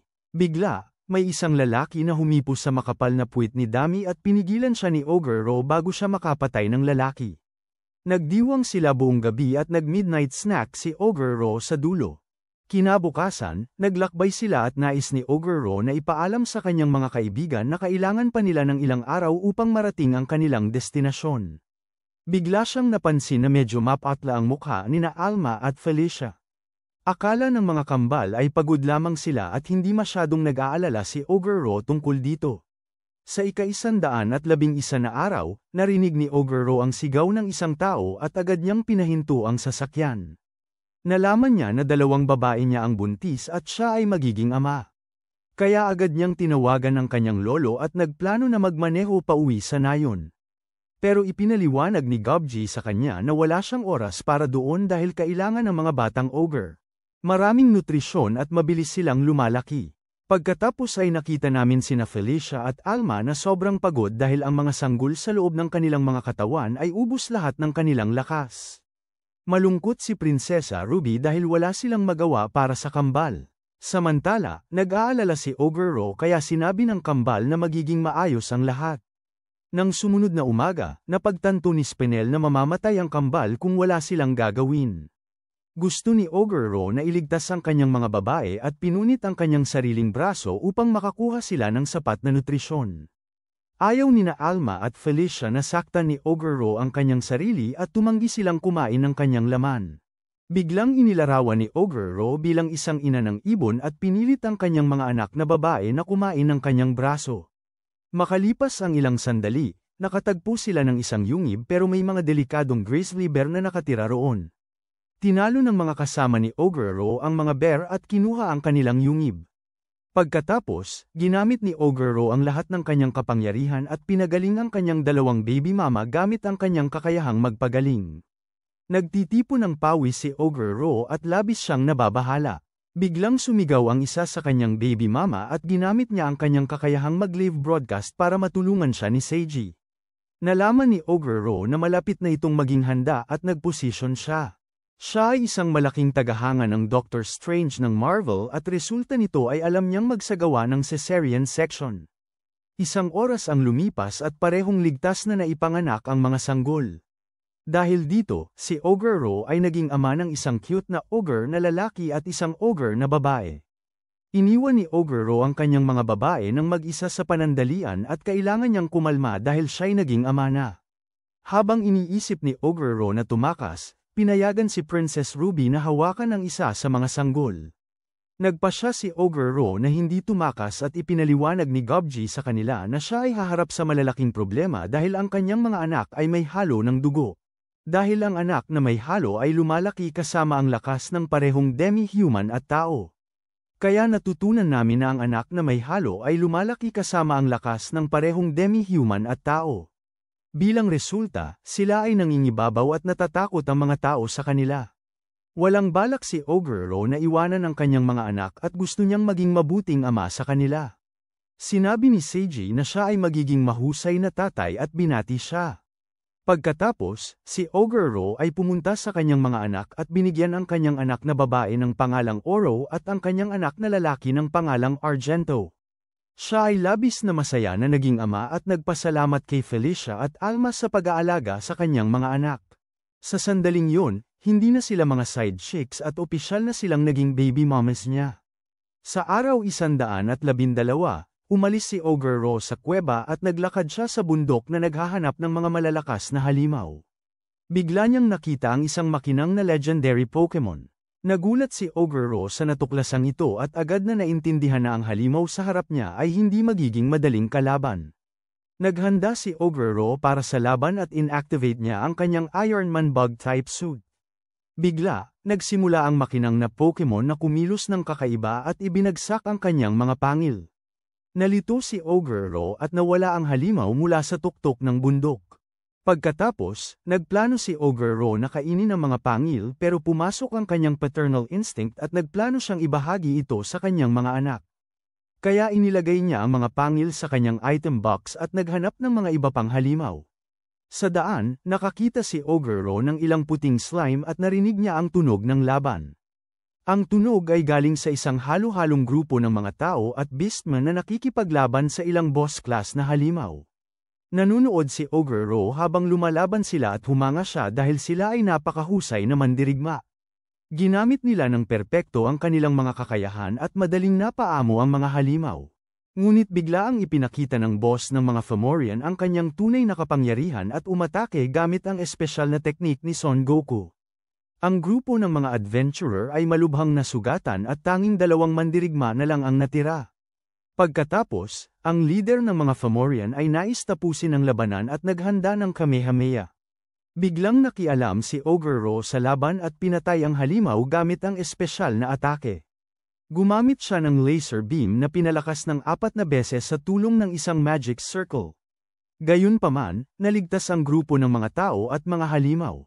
Pagkatapos nito, lumitaw si Oguro sa larangan ng labanan at nagplano siyang makipaglaban sa ang grupo ng mga adventurer sunod. Ang leader ng grupo ay nagnais na protektahan ang kanyang mga kaibigan gamit ang kanyang huling lakas. Gayunpaman, naramdaman ni Oguro na maaaring maging Super Saint ang leader balang araw at nagpasya siyang ipagtanggol sila. Binigyan din niya sila ng mga healing potion at slurp juice upang hindi sila mamatay. Nagpasalamat ang leader kay Ogre Ro at nagpasya siyang si Ogre Ro ang dapat humarap sa Fomorian boss. Matapos magsalita ni Ogre Ro ng palm, nakahinga ng maluwag ang leader ng grupo dahil alam niyang kayang-kaya ni Ogre Ro silang burahin ng madali. Sa gabi, bumalik si Ogre Ro sa kuweba at marami siyang natutunang bagong kasanayan. Nang bumalik siya, sinalubong siya ng kanyang mga anak at nahulog siya sa kanilang kakyutan. Pinakain niya ang mga anak niya ng mahiwagang bagay na nakuha niya mula sa tanyag na makinang Pokemon at nagkaroon sila ng lakas. Sunod, kumain din si Ogre Ro ng kaunti at nagulat siya rito. Dahil naisip niya na kung nakipaglaban siya sa tanyag na Pokemon, siguradong mamamatay siya. Nang gabing yun, natulog ang kanyang mga kaibigan at kasama, pero si Ogre Ro ay gising pa. Iniisip niya ang tungkol sa kanyang buhay at pagkatapos isara ang kanyang mga mata, nabigyan siya ng pagkakataong mag-evolve. Kinabukasan, nagpatuloy sila sa paglalakbay at ang iba pang dalawang babae sa bayan ni Ogre Ro ay nagdalang tao. Plano niyang huminto sa isang lugar kung saan may pinagmulan ng tubig. Gayunpaman, sa pagkakataong ito, handa siya sa kahit ano at sabik na siyang simulan ng sarili niyang koponan sa football balang araw. Ilang sandali ang lumipas, ipinark niya ang kanyang kakaibang sasakyan malapit sa isang ilog. Pagkatapos ay nakita namin ang mga bagong silang na mga bata ni Ogre Ro at pinasalamatan niya ang kanyang mga baby mama. Pinangalanan niya ang kanyang high orc na anak na si Oniwaka at ang kanyang babaeng tao na anak na si Nicola.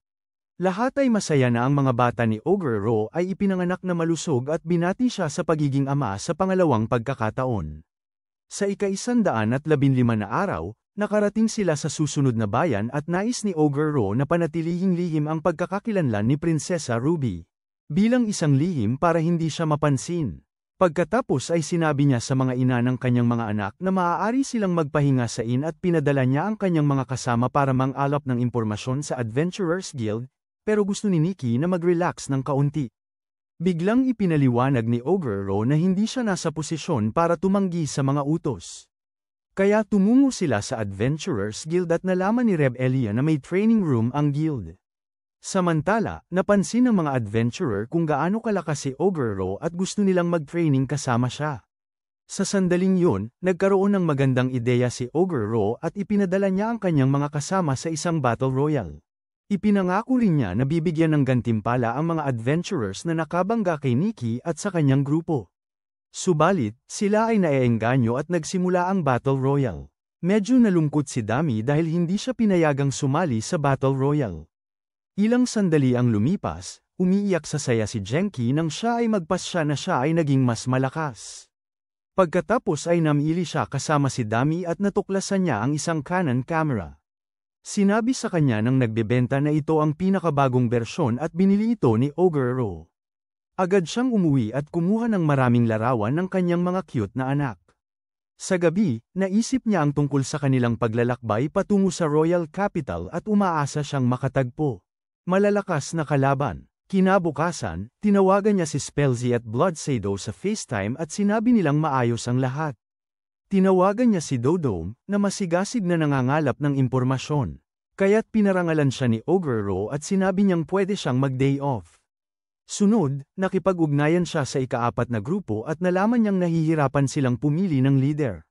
Pinlano ni Ogre Ro na lutasin ang problema at nagpasya siyang si Habrin ang magiging leader. Nagulantang siya dito at naging nerbiyuso. Sunod, pinlano niyang tawagan ang kanyang pinakamatalik na kaibigan, pero nakita niya ang isang bisyon. Sa pangitain na ito, nakita niyang siya ay namatay at nagtataka kung ano ang ibig sabihin nito. Kinabukasan, sinabi niya sa kanyang mga kaibigan ang tungkol sa kanyang panaginip na may pangitain at nagpasya siyang pumunta sa Griffiths.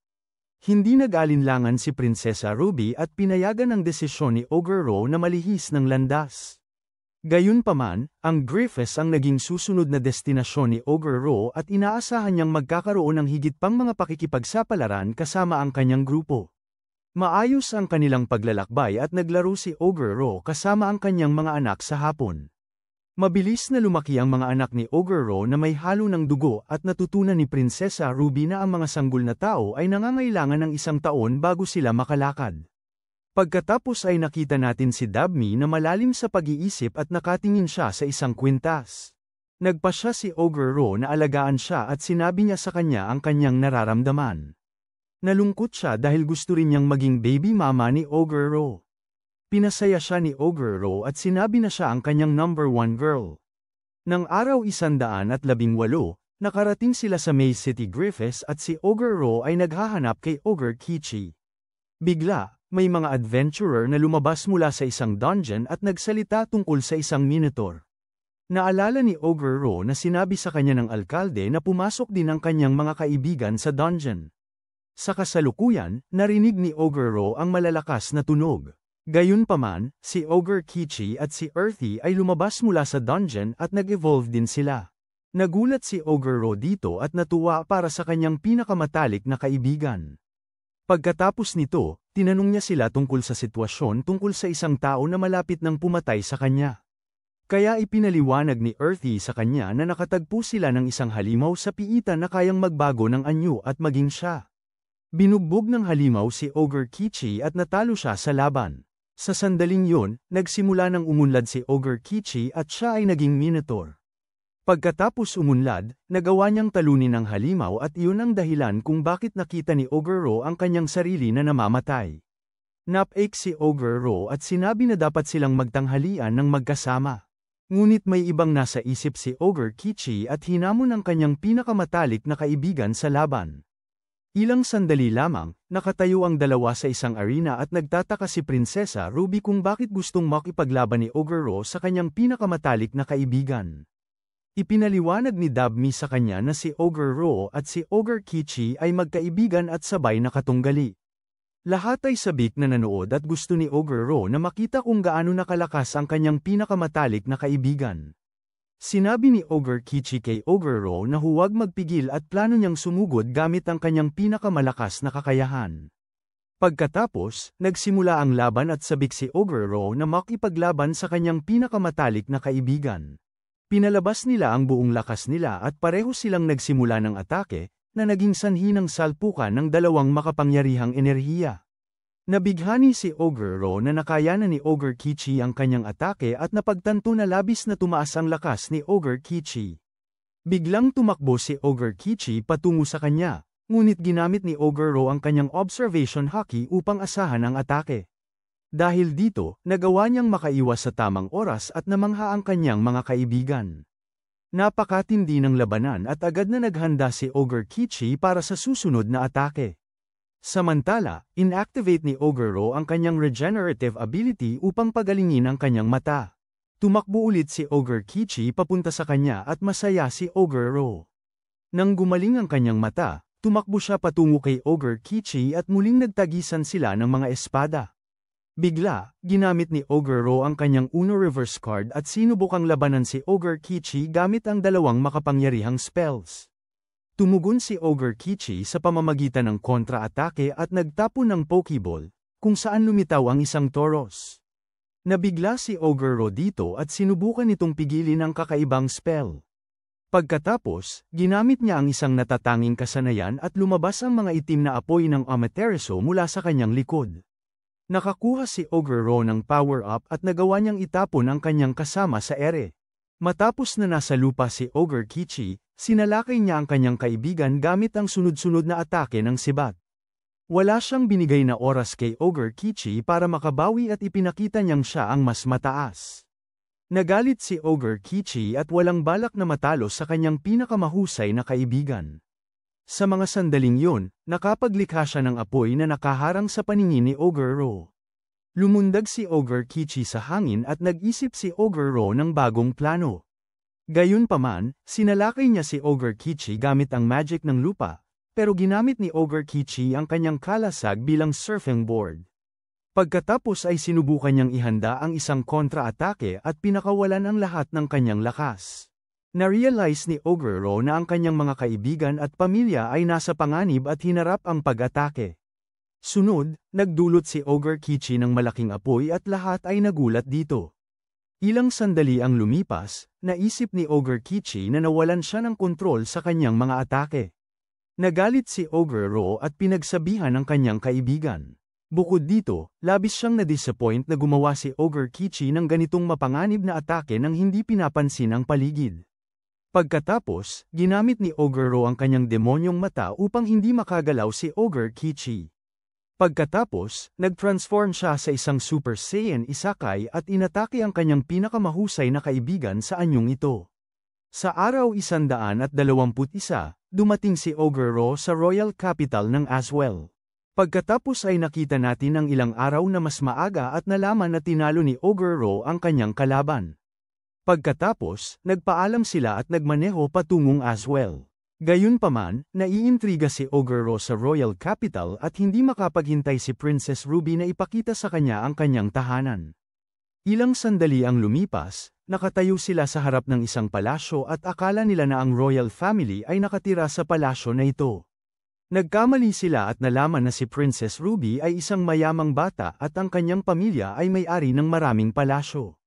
Bigla, nagpasalamat si Princess Ruby kay Oguro para sa kanyang mga serbisyo at inimbitahan niya si Oguro at ang kanyang mga kaibigan na magstay sa kanyang kastilyo.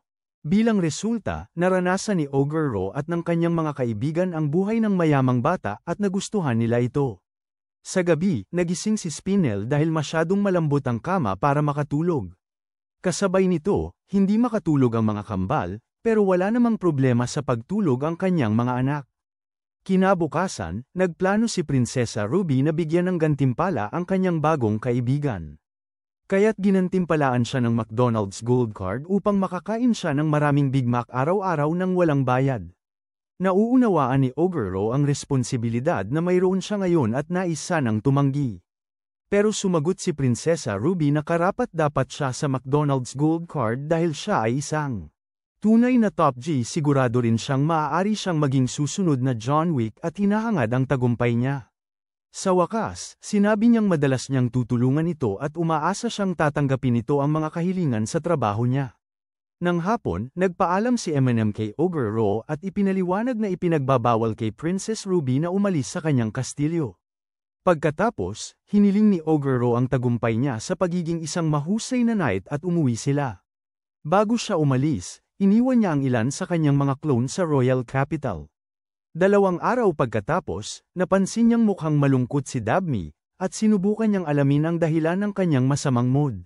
Nalaman niya na siya ay nasa level 89 at nais din niyang mag-evolve. Bigla siyang nag-alok na tulungan siya para maging malakas na Pikachu. Ilang sandali pagkatapos ay huminto sila at ginamit ni Oguro ang madilim na mahika para lumikha ng mga higanteng ogre. Naudyok si Dabney at humulag sa laban. Hindi siya nagtipid sa laban at todo sugod para mabilis na umangat ng level. Ilang oras ang lumipas, natalo niya ang isang hukbo ng malalakas na halimaw. Gusto pa niyang makipaglaban, pero bigla siyang nakatulog. Sunod, bumalik si Oguro sa iba at wala na siyang natirang lakas. Ipinaliwanag ni Spinel sa kanya na gumamit siya ng sobrang mana at kailangan niyang magpahinga. Pagkatapos nito, inihanda ang hapunan at tinawag siya ng kanyang mga anak para sa hapunan. Sa gabi, naganap ang isang himala at nabigyan si Dabney ng pagkakataong mag-evolve. Kinabukasan, nagising si Oguro at nagulat siya dahil nag-evolve si Dabney sa isang variant na vampire nobility. Nagkaroon siya ng bagong pangalan na Hecaterina. Saka siya opisyal na naging unang Hawk Tuah girl ni Oguro at masaya siya dito. Sa ika-126 na araw, nagbalik sila sa gubat kung saan sila ipinanganak at tuwang-tuwa si Oguro. Upang makita ang kanilang yungib. Ilang sandali lamang ay nakatayo sila sa harap ng kanilang yungib at nagulat sa kanilang tahanan. Ang dahilan dito ay ito ay naging isang palasyo at halos hindi na nakakilala. Pagkatapos ay dumating ang kanyang mga kaibigan at binati ang kanilang boss. Sinabi nila sa kanya na nanood sila ng Selling Sunset sa Netflix at naisipan nilang i-remodel ang kanilang yungib. Susunod, gusto ni Ogre Kichi at Earthy na ipakita kay Oguro ang paligid. Nalaman niyang mayroon na silang farm at nagulat siya dito. Sa sandaling yun, nagpakita si Dryad, na umunlad at tinawag na Dorian. Ipinakita sa kanya ang ranch at masaya siyang bisitahin ang kanyang paboritong Pokemon. Nalaman niya na mayroon ding mga bagong residente sa kanilang nayon. Marami silang sasakyan at gustong-gusto ni Hecaterina ang kanilang mga bagong sasakyan. Sa susunod na sandali, nagpakita si Seiji at may masamang balita. Nalaman nilang malapit nang mamatay si Gobji at agad silang bumisita sa kanya. Pagkatapos, nais ni Oguro na ipakilala ang kanyang lolo sa mga bagong miyembro ng kanyang pamilya. Gayunpaman, nagulat siya sa kanyang lolo sa pamamagitan ng mga cute na sanggol at natuwa si Gobji na nakita si Oguro na naging ama bago siya namatay. Bukod dito, nalaman ni Gobji na ang kanyang apo ay kamakailan lamang naging Apostle Lord at tinawag niya ang kanyang sarili na Aporo. Ang kanyang mga kaibigan ay nakatanggap din ng bagong mga pangalan at sila ay natuwa rito. Matapos marinig ni Gobji ang balita, nakapagpasaya siyang mamatay at sa huling sandali, naalala niya kung paano isinilang sina Aporo at ang kanyang mga kaibigan. Pagkatapos noon, sinabi ni Seiji sa kanyang mga kapatid na umalis na si Gobji sa mundong ito. Ilang segundo ang lumipas, napagtanto ni Aporo na ang kanyang lolo ay isang pervert hanggang sa huling sandali ng kanyang buhay. Kinabukasan, inilibing nila ang kanilang lolo at lahat ng residente ay dumalo sa libing. Nais ni Aporo na magbigay ng kanyang huling galang sa kanyang lolo at nais na magkaroon ng Battle Royale. Akala ng lahat na maganda ang ideya at gustong sumali ng mga anak ni Aporo sa malaking kaganapan. Gayunpaman, nagtayo si Aporo ng arena at ipinaliwanag ang mga patakaran sa kanila. Si Rob Elia ay handang makipaglaban-laban sa kanyang guro at hindi niya balak matalo. Pagkatapos, nakita natin si Hecate Arena na nakikipaglaban kay Blood Sato. Nagsimula silang maghanda ng kanilang bagong spell at nagsimula silang umatake sa isa't isa gamit ito. Nagtutulungan sila at nagdulot ng malalaking pagsabog. Samantalang, hinamon ni Earthy si Blood Sato at nagsimula rin silang makipaglaban. Na-activate ng Dome ang kanyang mga kapangyarihan at siya ay nerbyuso dahil wala siyang kasanayan sa labanan. Sa kabila nito, siya pa rin ang nakatataas kay Nikki. Nang sumunod, nakita namin si Hobfu at dodging niya ang lahat ng atake tulad ni Muhammad Ali. Makalipas ang ilang sandali, nakita namin sina Aporo at Minukichi, na nagpaplanong subukan muli ang kanilang lakas laban sa isa't isa. Biglang naalala ni Aporo ang mga panahon kasama ang kanyang pinakamatalik na kaibigan nang sila ay mga goblin pa. Excited na siya at si Minukichi, tulad ng dati, ay hindi nagplano na magpatawad sa kanyang pinakamahusay na kaibigan. Kaya't ang dalawa ay sumugod sa laban at nakipaglaban ng buong lakas. Ilang oras ang lumipas at inanunsyo ang mga nanalo sa festival ng laban. Si Aporo at ang kanyang mga commander ay nagtagumpay sa mga nangungunang pwesto. Lahat ay pagod na pagkatapos ng paligsahan sa laban. Pagkatapos, si Alma at Felicia ay nagdala ng hapunan upang ipagdiwang ang pagtatapos ng laban. Ang mga anak ni Aporo ay pagod din at labis na ipinagmamalaki ni Aporo ang imperyong kanyang itinayo. Napagtanto din niya na halos naabot na niya ang kanyang layunin na maging top G sa mundong ito. Ilang araw mamaya, nakatanggap siya ng tawag mula kay Prinsesa Ruby. Nalaman niyang ang bagong pangalan ni Oguro ay Aporo at nais siyang kunin para sa isang trabaho. Tinanggap ni Aporo ang trabaho at tinipon niya ang lahat ng kanyang mga kasama. Kaya't umalis ang Parabellum Company at nagplano si Aporo na maging mas malakas tulad ng dati.